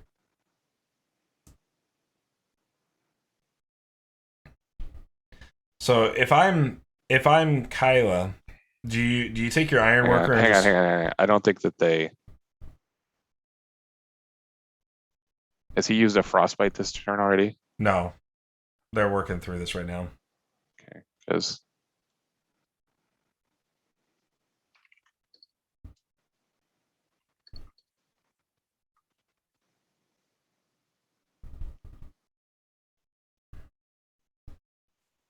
yeah, so he gave the dice back but didn't untap the Frostbite. That's what I was asking them about. Got it. Yep. So we do see the Nature's Wrath get discarded by the Three-Eyed Owl here. Yeah, the Nature's Wrath, not very meaningful. No. Right. So we do see the Blossom here. Yep, Snake getting bigger. Snake is now big enough that with an explosive growth, it's lethal. Yeah, that's true. That's true. And Carl can't pressure it. So not in this attack, anyways.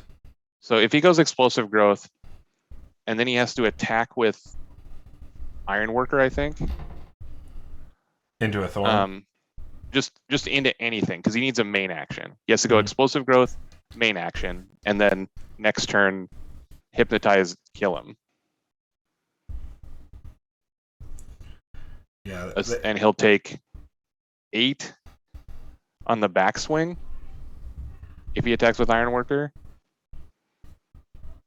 Because the Ironworker is just going to get PB guarded. The PB guard doesn't change the math of explosive growth at all. Right. So it's Kaya's turn God, here. Snake gets big so fast, man. I didn't think he would get it big enough this turn to get there, but this.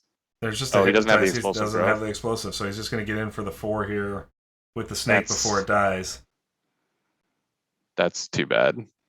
Well, the thing is that we're sitting now in a place where he does go first top of the round, so it's potentially possible that he's going to get in and put Koji exactly at 10 here, right? Why'd he hypnotize attack the seed? Oh, it can't be blocked. Just eats it. That's interesting. Okay. I mean, so he's just playing for explosive growth still, I think. Well, because he can frostbite the creeper. Well, this let's see how big the snake will go to 7. Because now the snake's not going to die. Right. Unless he has seeds. Well, if he has seeds, the snake's dead. He's showing the dice for seeds. Seeds play up that turn die. And he's meditating now, so I assume this is a seeds. Sure. Or at least it'll be a seeds at some point in the turn. Because he'll go attack snake, it'll get PB guarded. Oh, he'll just play the seeds anyway. Eat the What happened here? He attacked snake, or attacked he seeded the Ironworker. And then okay. And then, because the Ironworker represented a threat that could attack a Thorn and force Koji to block, right? Like, this is interesting. I don't know about that play very much. Does he have an additional? If he has second seeds, it's actually insane because then he'll be able to make 2 more Thorns. Yeah, that's true. I think. What does seeds read? Yeah, so that if he seeds the snake. He's only played 1 seeds. He's played 2 seeds. There's a seeds left. Oh, you're right. I'm sorry. You're right. It's further down in the pile here. So if he has a way to kill one of these Brilliant Thorns, it doesn't even have to be seeds. If he has a way to kill a Brilliant Thorn, then the snake is dead and Maeoni takes 3. Takes 6. So and he meditated the call to action. He doesn't have the dice for call to action, but so here you see, and I think this is. Oh, he lets him. He lets him hit. Interesting. That's just going to allow that nature pain to clear the board. I don't think that was good, because now he doesn't need the seeds. Now he can wait till next turn to make the additional Thorns. So he is just going to try to frostbite this seedling down. Yeah, he killed it. Does kill it. So that does turn off the creeper. Yeah, so we're going to go into the next round essentially in the exact same situation as last round, except Maeoni is a little closer to dead. Sure.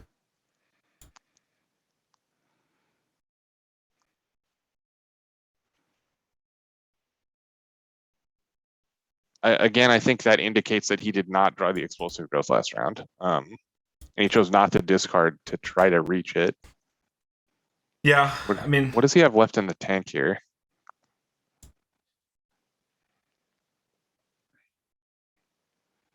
The Frostfang's down. He's got an Essence Druid.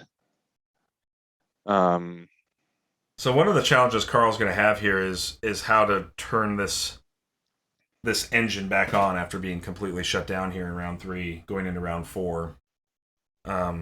That is there's an amount of time that it takes for the creepers to reestablish themselves. yeah, I mean, this is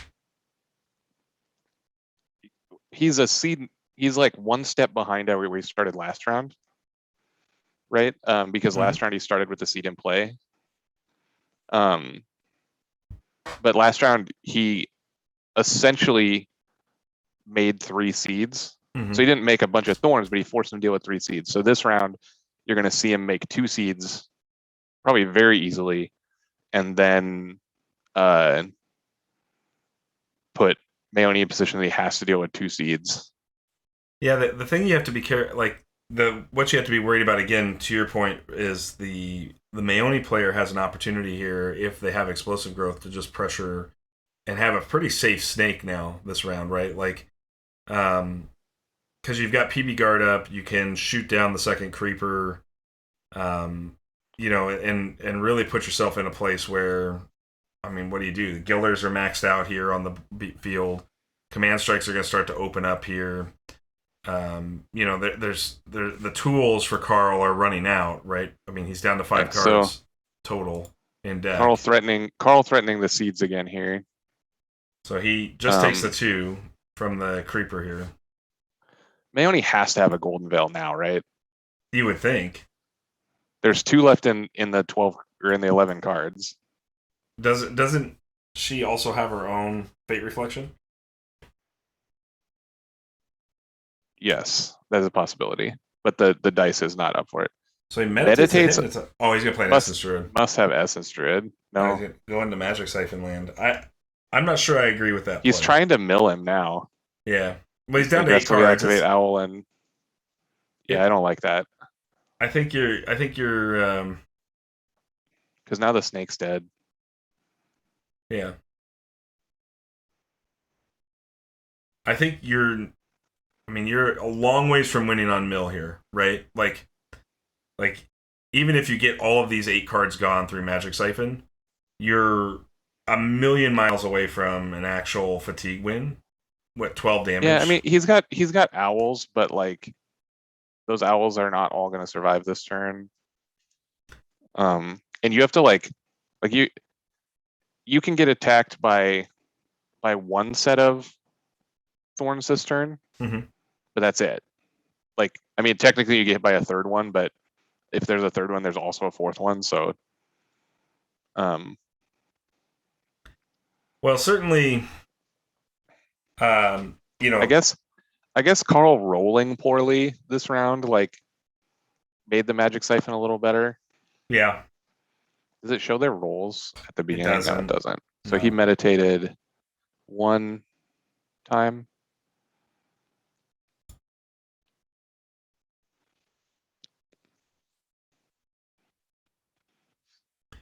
I mean, maybe I'm wrong on this, but it feels like to me, like even if you strip another card from hand with Three-Eyed Owl, like your opponent can still play cards if they want, right? They don't have to. I mean, because there's a certain amount of inevitability in the creeper engine, and if you're not threatening to take these creepers out, yeah, you're going to get 2 damage a turn from Frostbite, but it's possible that he just didn't draw the Golden Veil. Mm-hmm. And just assume the snake plant is dead. Sure. And if he didn't draw the Golden Veil and didn't draw the Fate Reflection, and he just thinks his snake is dead, I guess this is better. Well, Carl's Guilt Link's out of play now, so you don't have to worry about your opponent trying to do that. There's the 3rd Frostbite, so even though I told you it wasn't going to matter, maybe it will. Well, it certainly represents a level of inevitability, right? Frostbite's going to put the game on a clock. These owls are going to put the game on the clock. Having the Frostbite, yeah, it's hard though, because he really needs the 2-power unit to make the Frostbite then kill the seed. Yeah, but Because I don't if even he think that's kills your the plan. creeper now, Like you can just leave this creeper alone, right? yeah, I mean, I think that it's going to Seeds of Aggression a 3/8 owl, but that essentially happens anyway, so it's not like a big deal. Right. It just he has so many main action pings because his Gilder's still up and the Frostbites, but you can never race the seed because the seed's health gets bigger every time. Right. So there's a frostbite into Koji Frostbite here. to the face, which He gets has a redirected to redirected. make a seed. That's so funny. Yeah, that's because now he gets to like He gets to charge up and make thorns. That's a huge. I think he'll just make creeper, and then next turn go side action Koji make thorns. Well, you. Yeah, I Because mean, once you get the seedling to 3 life, it's very difficult for the Maeoni to oh, remove. for sure, without a doubt. So you just need the single counter on it. So we're just gonna see a ping damage here, nature ping maybe.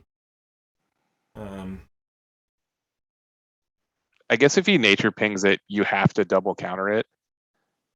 Well, you don't have to.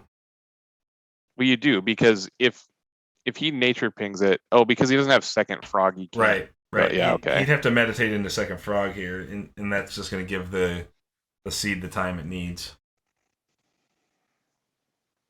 He's definitely going to charge it this round, Canvas playing another creeper, right? Like, that's going to happen for sure. Are there any ice traps left? No, the Maeoni's ice traps are gone. That would be huge.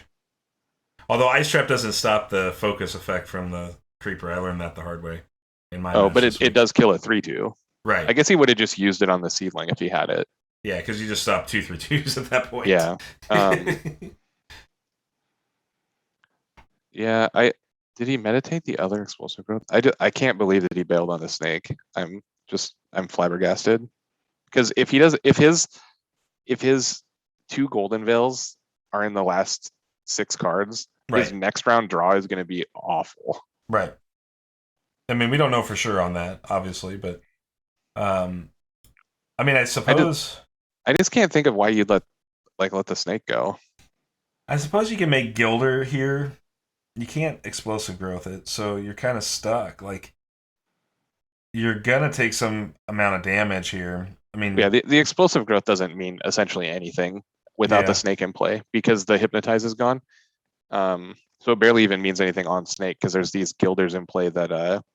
So Carl meditates away from that, makes a creeper here. I'm guessing this is just plan of make second seedling. No, I mean, he can, but he doesn't have to. Like, he can just leave this as a 2/1 to die at end of round because he's not going to win this round. No, and I think depending on what you value that last card in hand, I think your best bet here is to honestly 3-eyed owl the last card away. And the only reason why I say that is because you know that your opponent's going to make a seedling as a main action, like they're going to side action Koji make 2 thorns. And so you have the opportunity then to summon a Gilder and ping a thorn away. And you're only suffering 2 damage from the creeper here if you make this line. Because Carl's going to want to get in for 2, right, no matter what. But, I mean, I think that's your only real option here. And, of course, they're threatening a Golden Veil or Seeds of Aggression. What are Carl's... One of Carl's last cards is a Seeds. Right. This is actually important. It's a Lick Wounds, because he's got 3x Lick Wounds, right? Yeah, Lick Wounds. So I think the sequencing. All the redirects are gone. There's an ice trap.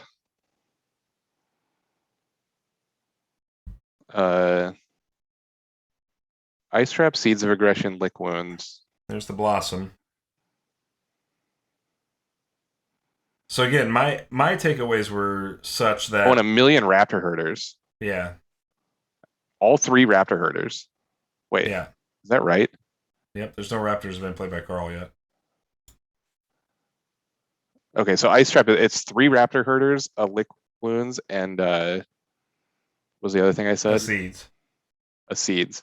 Yeah. Yeah. So Carl's last round is going to be insane when he just plays 3 Raptor Herders. So I think Kaile had an opportunity here to just go ahead and like, if your plan was to power down the creeper, then why not go ahead and use the owl? Because then when you bring the Gilder in, like after your opponent blossoms, you bring Gilder in, ping a thorn, and shoot a thorn with a nature power die. You're down to only dealing with 1 thorn and taking away the next round's seeds, getting pumped up by the death of the thorns.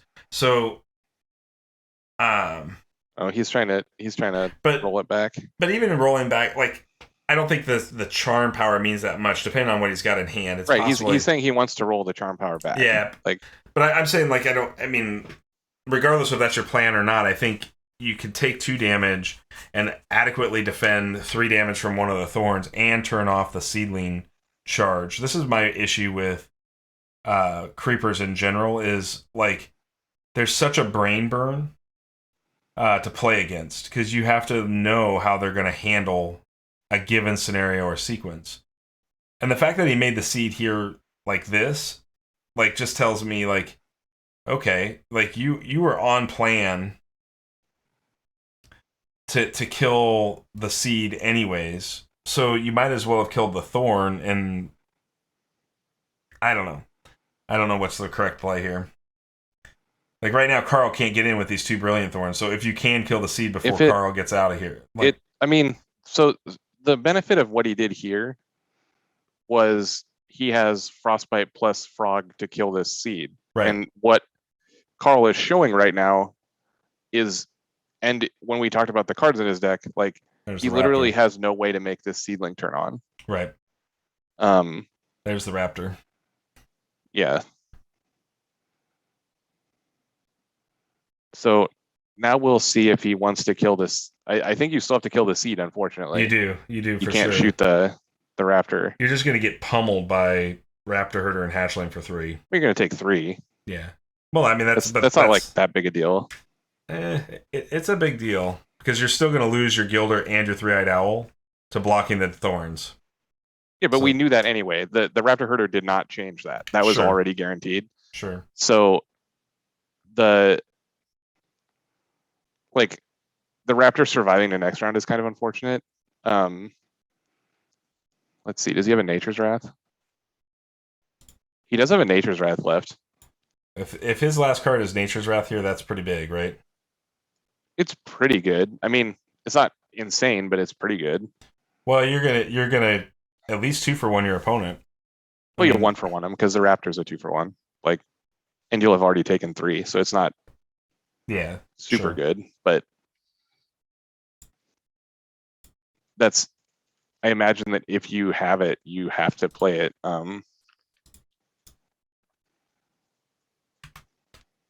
Yeah, I mean, you definitely just have to play it here now. If he had it, he would have played it that turn, I think.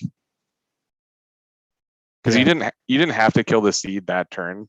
Well, you do, because if somehow the thorns die in some capacity, then right, but we knew they wouldn't. He's out of cards in hand, and Koji was tapped. Like, I think if he had the Nature Wrath, he would have played it as his main action last turn. Yep, see, he didn't. Yeah. Okay, so we're going into round 5 with Carl going first here in round 5. I mean, it's also possible that saving the since you already took 3 from the herder, saving the Nature's Wrath is better because you'll still get the herder and the hatchling, but you could also snipe a creeper. Right.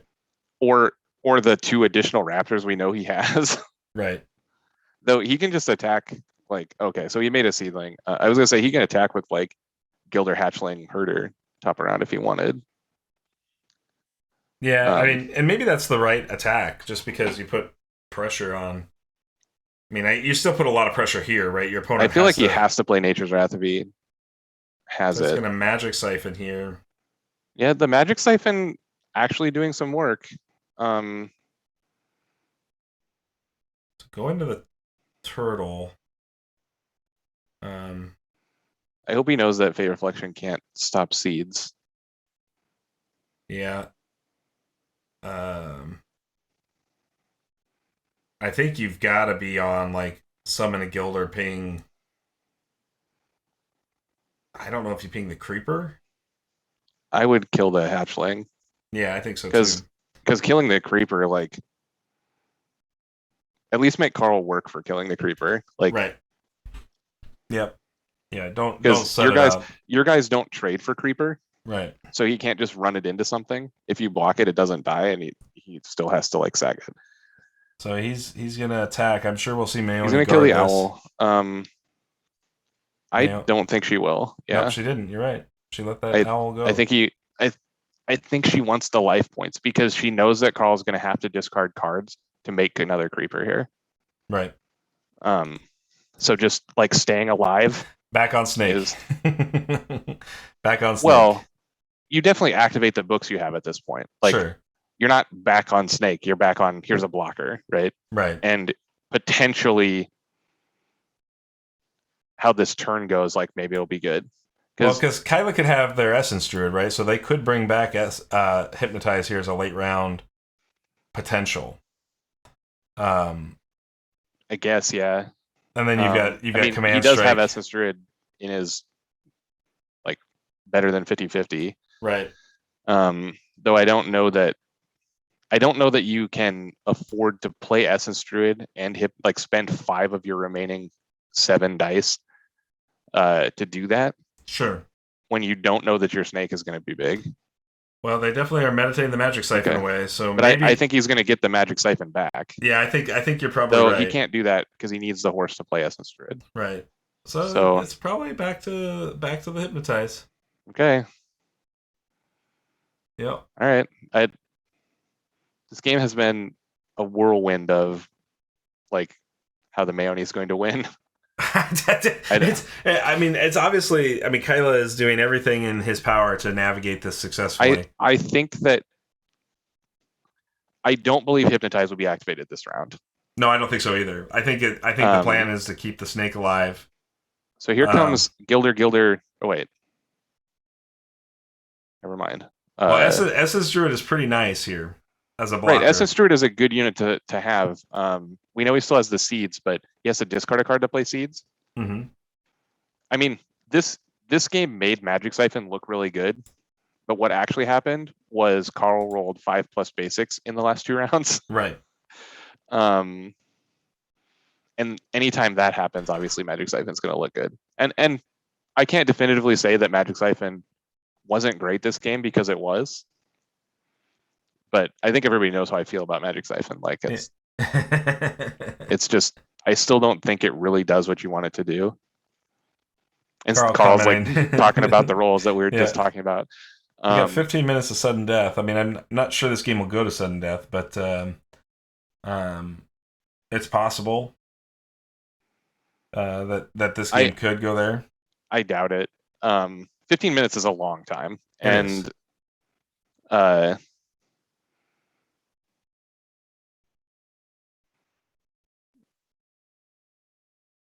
I mean, we're at a juncture where like I don't know. Okay, so we're going at the snake for 1 is what we're doing. Yep. Just let the snake take the 1. Yep. I think Carl. I think the Maeoni player is totally good with that. Just trying to preserve his life total. Mm-hmm.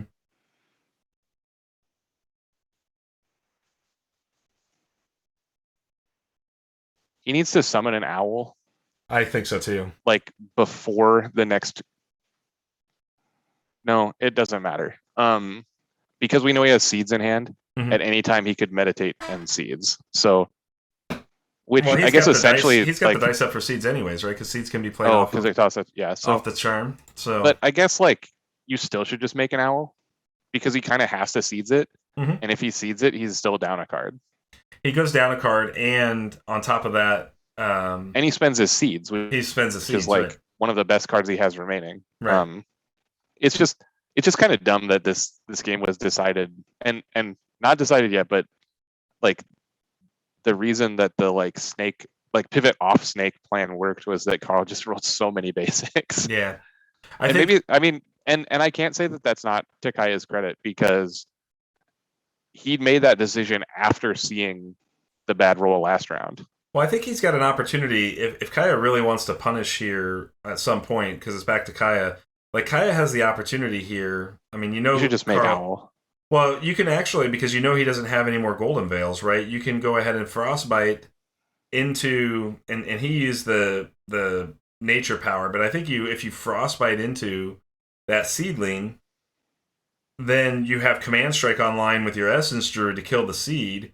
And now what does Carl do? Because he can't make another seed and charge a seed even going into the next round. And now what you've done is you've given Carl the opportunity to make 2 thorns. Right. I was gonna say I didn't like that nature ping. Yeah, I think that ping in particular was having the essence druid up makes the thorns much less impactful. But I think you should have just made Owl, because Owl really forces Carl's hand at an extremely low cost to you. Sure. So he's gonna go ahead and use the Koji power, which makes sense here.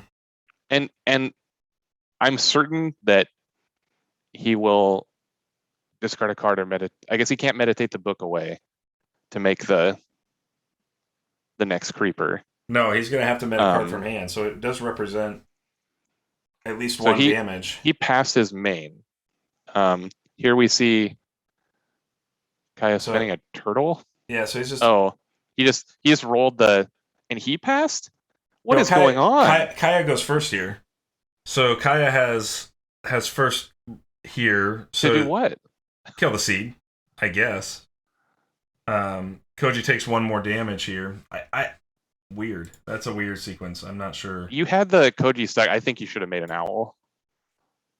Like, I don't know that you should have done anything else, but I think you should have made an Owl. I'm not disagreeing with that at all.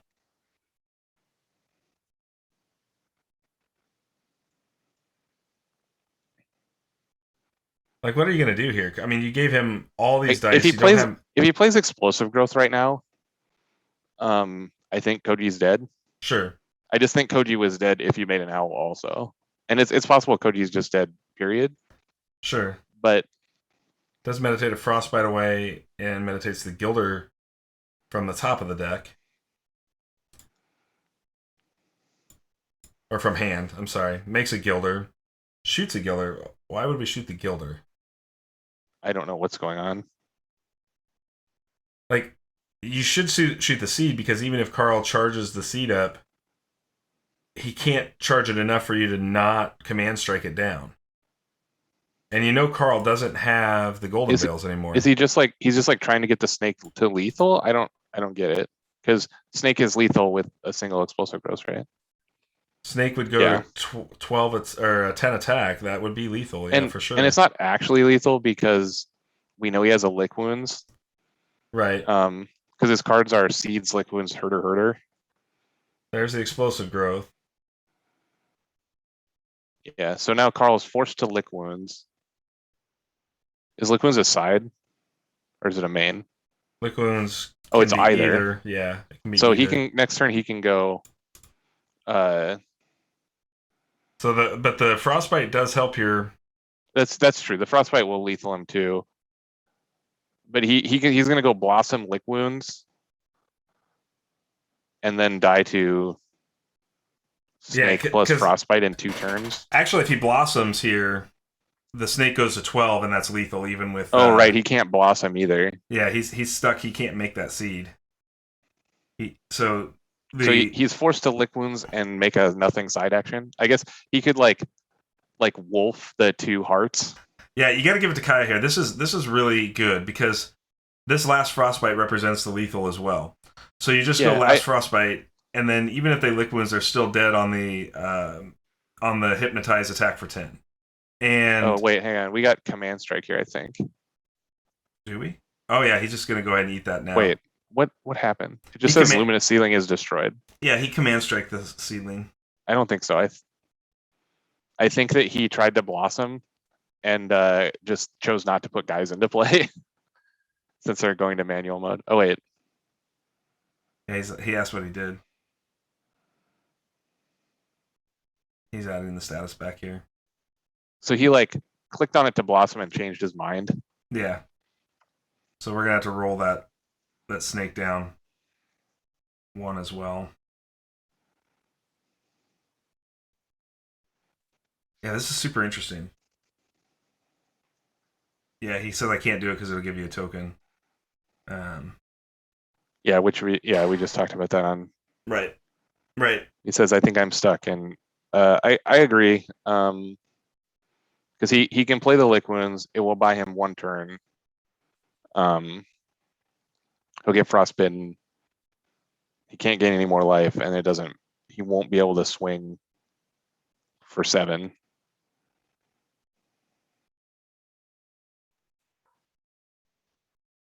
Wolfheart delays the hypnos. Yeah, I mean you can. Yeah, that was what I was saying before we like moved into this weird thing. Is if he uses illusion power, he can turn the hearts down to basic. But he's only got a med 1. He's got 2 cards in deck and plenty of spell. It doesn't actually buy him a turn because he can frostbite for 1 and meditate and then attack with snake instead of attacking with snake and then frostbiting. It's the same number of 2 turns. Yeah. And like he could just like make a main action of Gilder attack if you really need it. Oh yeah, he's got plenty of blockers too to just like do it. But God, this was a weird game. Yeah, wild. I mean, there's a lick wounds. It's so strange because I just think you should have stayed on the snake plan, and we would have got to a very similar position to this. But I guess it's possible that he didn't have the explosive growth until the bottom 4 cards. That's right. And that being the case, like he had to pivot. Yeah. So, like I said, I think it's a credit to Kaile how this game turned out.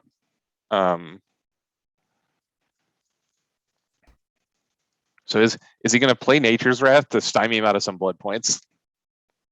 Nope. I guess he's going to go to the face. Yeah, but he's still 1 away, so he's going to get smacked back here a little bit. Does he even take damage though? He's got 3 blockers to 3 attack. Yeah, so it doesn't matter. Yeah. The Nature's Wrath wouldn't have stymied any blood points. I played a game. Not this round. This round I got crushed by Odette. In the previous round, I felt kind of bad because I like blocked. I like didn't give my opponent any blood points, and I realized after I could have just like let him have like 5 or whatever. You're just like I'm totally. I think that's a really crappy state of the game, by the way, where you as a winning person should decide whether or not you block or take. Like, if I'm in a position where I have a good matchup against a deck in like the 3-2 bracket or whatever, and I'm gonna win. Right. Or the 2-2 bracket, I'm gonna win. I should like take longer to win on purpose to let my opponent accrue blood points on me. So it's more likely that I will see them in later rounds with better tie breaks. And I don't think that's good. Blood points don't assign the pairings at all. So I don't think that you have to worry about that. So the way Smash handles the pairings, it just takes all of the... Right, I get that. It just... Yeah. Like, if you're playing every possible edge, you should give more blood points to your opponents that you have a good matchup against, and give less blood points to your opponents that you have a bad matchup against. And so you're like incentivized to lengthen the game in some situations and take more damage just to give yourself like a high... Because it's possible that due to tie breaks, your opponent that you have a good matchup against will make top 8 with you instead of your opponent that you have a bad matchup against. It's like the tiniest, slimmest margin. that's really. It's like the tiniest, slimmest margin, but it is there. Yeah. And it's an incentive that's like, I think, a bad incentive. Yeah. Yeah. Very, very. This game was super cool. Yeah, it was. Sorry to go off on a tangent about blood points, but the way that this game played out was very cool. I mean, it did exactly what I said, where whatever damage on Koji actually didn't matter. It was just like, is a snake going to survive and get an explosive growth? Right. And we did see, like I said, to Kaile's credit, the audible to like mill strategy on the round where he rolled 5 basics. Right. And so the combination of that plus not drawing the explosive growth, I assume, pushed us to this like round, was it 7 or 6? 6. We just hit round 6 here.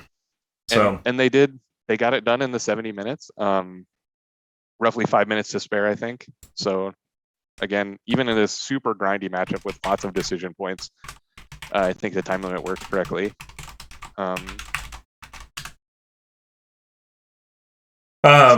Yeah, I mean, this was a lot of fun to watch this game personally because, like, one of the things that I took away from it was, that creepers represent a significant amount of tempo, and they can be very difficult to break once they move.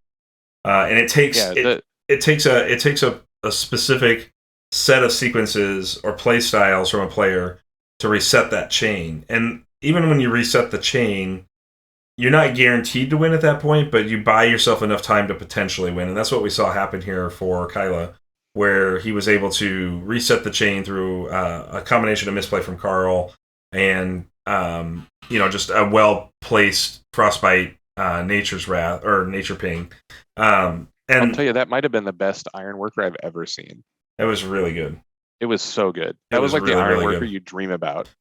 Yeah, when you slot Ironworker into a deck, that's why you slot Ironworker into a deck, is for that kind of stuff. And well, right. I mean, you have it so that you can first 5 it in the matchups where like you think it will survive round 1, but also like this was like you draw it mid game, play it late in the round. It actually like traded. It didn't trade. It like killed a unit attacking, and still drew you 2 cards. Is just oh my god. Yeah, I mean, like I personally, that's that 5% scenario, right? 95% of the time it gets killed and it does nothing for you. But and in that situation, it's just like any other unit essentially, right? Where you play it and you force your opponent to spend resources on it. It's just that this was like the time with the upside where you go bonkers with it. And I don't know, that's why I won the game, but it was really good. Sure. And just very well played to everyone involved. It was. Yeah, I mean, both players played extremely well. I'm not excited about Carl's Creepers being in the 2-2 bracket now that I'm in the 2-2 bracket. I'm also in the 2-2 bracket. I have a 100% loss to Odette, and I'm mad about it because there are only 2 Odettes. Well, I got 100% loss to Xander, so yeah, but you're not playing a real deck. Okay. So well, we have the same schedule, the same record. Yeah, I'm mad. I'm salty because I specifically like ignored Odette as a possibility, having seen 0 of them in any testing or anyone talking about it up to that point. And I was pretty close to correct because there are only 2 out of 44. Right. And I just played against both of them. Like, yeah. So no, I mean, we may be on another bus collision course. You never know. If I was going, and you will win easily, I think. I think it's a very bad matchup for me. Well, there's a lot of things in my deck that depend upon the draw, right? Like I just have a million 1/1s, and I have a million 1/1s and a million like I lean on dealing 1 damage by attacking and stuff. Mm-hmm. And you have one like a 3/1 pinger that's potentially a double pinger, and I can't attack it. So yeah, like it's very bad. But in general, like if I were to go back and rebuild this deck, instead of having the Ancestor Spirit, which I have never played, because I haven't played against an opponent that I thought it was good against, which I thought that I would. Like you see all these like Leos with Sympathy, Divine, and Charm, or whatever. Man, I wish I played against one of these Leos with no nature dice so I could start my Ancestor Spirit. I wish that I had a time dice and a turtle book instead. Just Camp says, padding my stats with easy win versus the bye. Yeah, man, I got you. Not your blood point stats, though. I want to make a quick announcement, and we will announce this on the Discord as well, but I mean, many of you know that Plaid Hat has an official tournament at PAX Unplugged. It was supposed to be the same day, well, it is the same day as the Shufflebus Invitational, and we have made a decision to move the Invitational. The date for that, and you can mark your calendars. I got to get my calendar up so I can give you the correct date and not lie to you all. The 8th? Yes, will be January 8th. So we're going to push it past the holidays. Understand that this is going to be a pretty tight window because Shufflebus Winter Invitational will probably start the week following that. So, like, we'll be kicking off Shufflebus Invitational on the 11th of January, most likely, for the Winter Invitational. So, please understand that like it's not an ideal scenario, but we want to respect Plaid Hat's tournament. We want all of our players we can't to have reschedule packs, obviously. Right. Like So we're not gonna be able to call up packs and be like, "Hey, Gabo and Tycho, please move your yearly game con." And we knew this was the PAX weekend, but there had been no talk about it. Like, there had been no talk of an event from Plaid Hat. First time the day after we sent out the invitational emails. Right. So like at the end of the day, like we thought it was safe because Plaid Hat hadn't announced they were doing a tournament at PAX, and so because of that, we thought we were safe to go ahead and make the PAX weekend have a sort of a celebration of Ashes with the invitational at the PAX on the PAX weekend, you know. And I'm at the end of the day, like I'm fine with this. I wish we could get it in before Christmas, but I just think we're getting too close to people's travel plans to try to ask them to commit a whole Saturday. Yeah, the reason that we picked the 11th, and I'm sure the reason that PAX picked that date also is that it is like in December, but as far away from both Christmas and Thanksgiving. Right? Yep. So just know that if you are an invitational player, mark your calendars for January 8th. January 8th is going to be the 2021 Invitational. I said in Winter Invitational, Cam. I'm sorry. It's the Winter Qualifier. I apologize. Winter Qualifier will start on the 11th of January. So Winter Qualifier is our first of four for those people that seasonal are in the Invitational. We're sorry because we know that that's like a very quick turnaround of like Invitational Day to starting Season 6. But we just don't have a choice because of the PAX thing. Right. We're just going to have to. We just have to move forward. Too many of you that want to go to the PAX that would be in the Invitational that we just like have to make this work. Yep. So winter. So we are discontinuing the season as you know it from this year. We'll have some more talk about this post season 5, but essentially. There are going to be 4 qualifying events next year that are operating like the seasons with week-long round timers instead of the 4-day round timers like we've done this year. That'll be the winter, spring, summer, and fall. And those 4 will be your 4 qualifiers to qualify for Invitational next year. However, there is going to be sprinkling qualifier events, single-day qualifier events, and other types of events that we're going to run as Shufflebus events next year that will qualify you for the Invitational as well. So stay tuned for more information on that, but mostly what we're talking about here is like we're probably going to try to fit a draft in next year as an online draft qualifier. We're going to have some slam jam style events throughout the year that will be single day events. So for those folks that don't want to commit to a season long event and they want to try to qualify for Invitational, there's going to be a couple of those mixed in next year as well. So there will be a lot of Shufflebus action in the Ashes community next year. It's just not going to look exactly the same as it did this year. And yes, we're definitely, Chad is excited about draft. We're excited about draft too. We think draft is a neat way to approach it.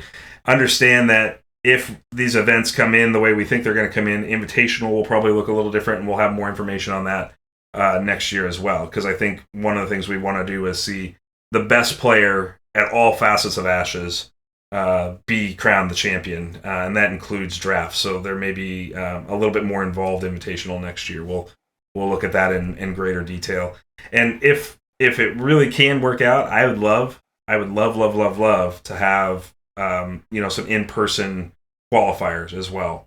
And so we can talk about how maybe you all out there in the community can organize in-person tournaments that can qualify for the digital Invitational at the end of the year. So that's something that we're toying around with as an idea for additional qualifiers. But it will require some sanctioning to make sure that the integrity of those events are ran properly. So we'll have more information on this as we get out of season 5 here. But I want you all to know that we have big plans for Shufflebus and Ashes, and that's not going to change as we go into next year. It's just going to get bigger and better, and hopefully we'll continue to see the support that we've had from Plaid Hat all the way through this process. With more potential prizes and some exclusive prizes. I'm hoping to really to lock that down with Plaid Hat in the next year. As we've proven, I think that this can be a real viable tournament scene for them long term. Cam says maybe I'll try to play more competitive to get one of those invites, or I could play Vicky.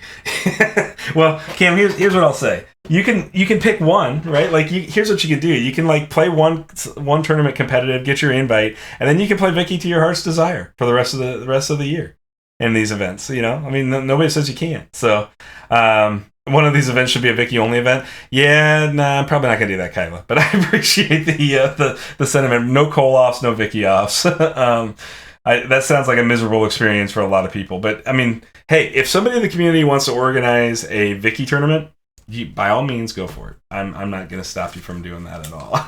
Yeah, anybody that wants to like flip coins for $100 bills, we'll set that up. Yeah. Like yeah, playing sure. Vicky mirrors all day sounds terrible. So, you know, what we will have a lot more information on next year's Shufflebus in December once we get through this season. But you know, I will tell you that Shufflebus is going to take a small break. We have been streaming consistently now. I think this is going on week 65 that we've not missed a stream, which is pretty impressive. I missed that one because I didn't know what day it was. Like okay. Memorial Day, all right, so we missed one in 60. Day. Yeah, right. So I mean, honestly, like I love doing this, and I would never want to change it. But we're going to take a little break around the holidays and let everybody have a chance to just kind of reset and just experience the family and not have to worry about, you know, anything else. And we will have so much more to talk about for next year. I'm so excited to lay out this roadmap with you all, and I can't wait. I just can't wait because there's going to be so much competitive Ashes next year from the Shufflebus side that, yeah, I mean it's kind of like living a dream for us. But yeah, so we will be back Thursday night. We're still in round 5 Thursday night. I have no signups for Thursday night, so if you guys want to play, even if you've already been on stream and you want to play on stream, go sign up. We love commentating games, and you know, we would love to have you on stream to showcase your deck and showcase your play, and you know, have an opportunity to help you. If you know, I mean, I know some rookies have told us in feedback, you know, that just hearing our commentary was invaluable to improving their game, and that's, I mean, that warms my heart. I mean, that's one of the best ways to get better, right? Even if you're not watching your own game. Just like watching a game played by a high-level person, or just a game that they commentate on and talk about their decisions. Like, I'm not the greatest, but I try to like give good commentary, so I hope that that's helpful. But you know, playing Magic for a very long time, one of the big jumps in my skill level was when I started watching streamers play Magic, and specifically like LSV and people like that talk in depth about their lines and alternative lines and why they made this decision. You know, you get such a better insight into how to get better when you see it in action. Agreed, 100%. I mean, I learned so much from watching my own games, even without commentary. But watching the tape is like a real thing, right? There's a reason why professional athletes watch tape of their games post game. You know. Chad says, I'm out Thursday, but I want to be on stream today. I lost 16 tournament games before my first win. Commentary has helped me understand the game. Chad, thanks for that, man. That's super awesome, and congrats on your first tourney win. That's a huge milestone. It's not easy to get there, and it takes a lot of practice in this game because it is so different than other card games. So I think the fact that you've got your first tourney win under you, I can only imagine there's more to come, because I've certainly have played you know, some games against you, I think, in the past, and knew you were right there and very close. And if you look at this season, we have got some rookies that are really bringing the heat this season. I mean, really bringing the heat. I think this is the season that a rookie can really pressure things. So I think it was season 3. That sounds right, Chad. So, you know, you beat me with Noah for first tourney win. That's saying something too, Cam. Beating somebody with Noah. So yeah, 3-1 I mean, you really can't be dissatisfied with 3-1 going into the season. If you can go 4-1, you're almost guaranteed a lock in top 8. So good luck in your round 5 with that. But that is awesome. 3-1 with a Noah. you know, I love seeing Noah have some success. So let's keep that train rolling for you here. So, all right, everybody, we're gonna sign off for the night. We're past our viewing time, but we will be back Thursday night. For those of you that can join us, that's awesome. Somebody sign up to play on stream. Yeah, please do. If not, I do have a backup plan for at least one game for y'all, and you know, we'll get that game put out Thursday night on stream then instead. But thank you so much. We'll see y'all Thursday. Take care. Have a good rest of your week. Good luck in round 4.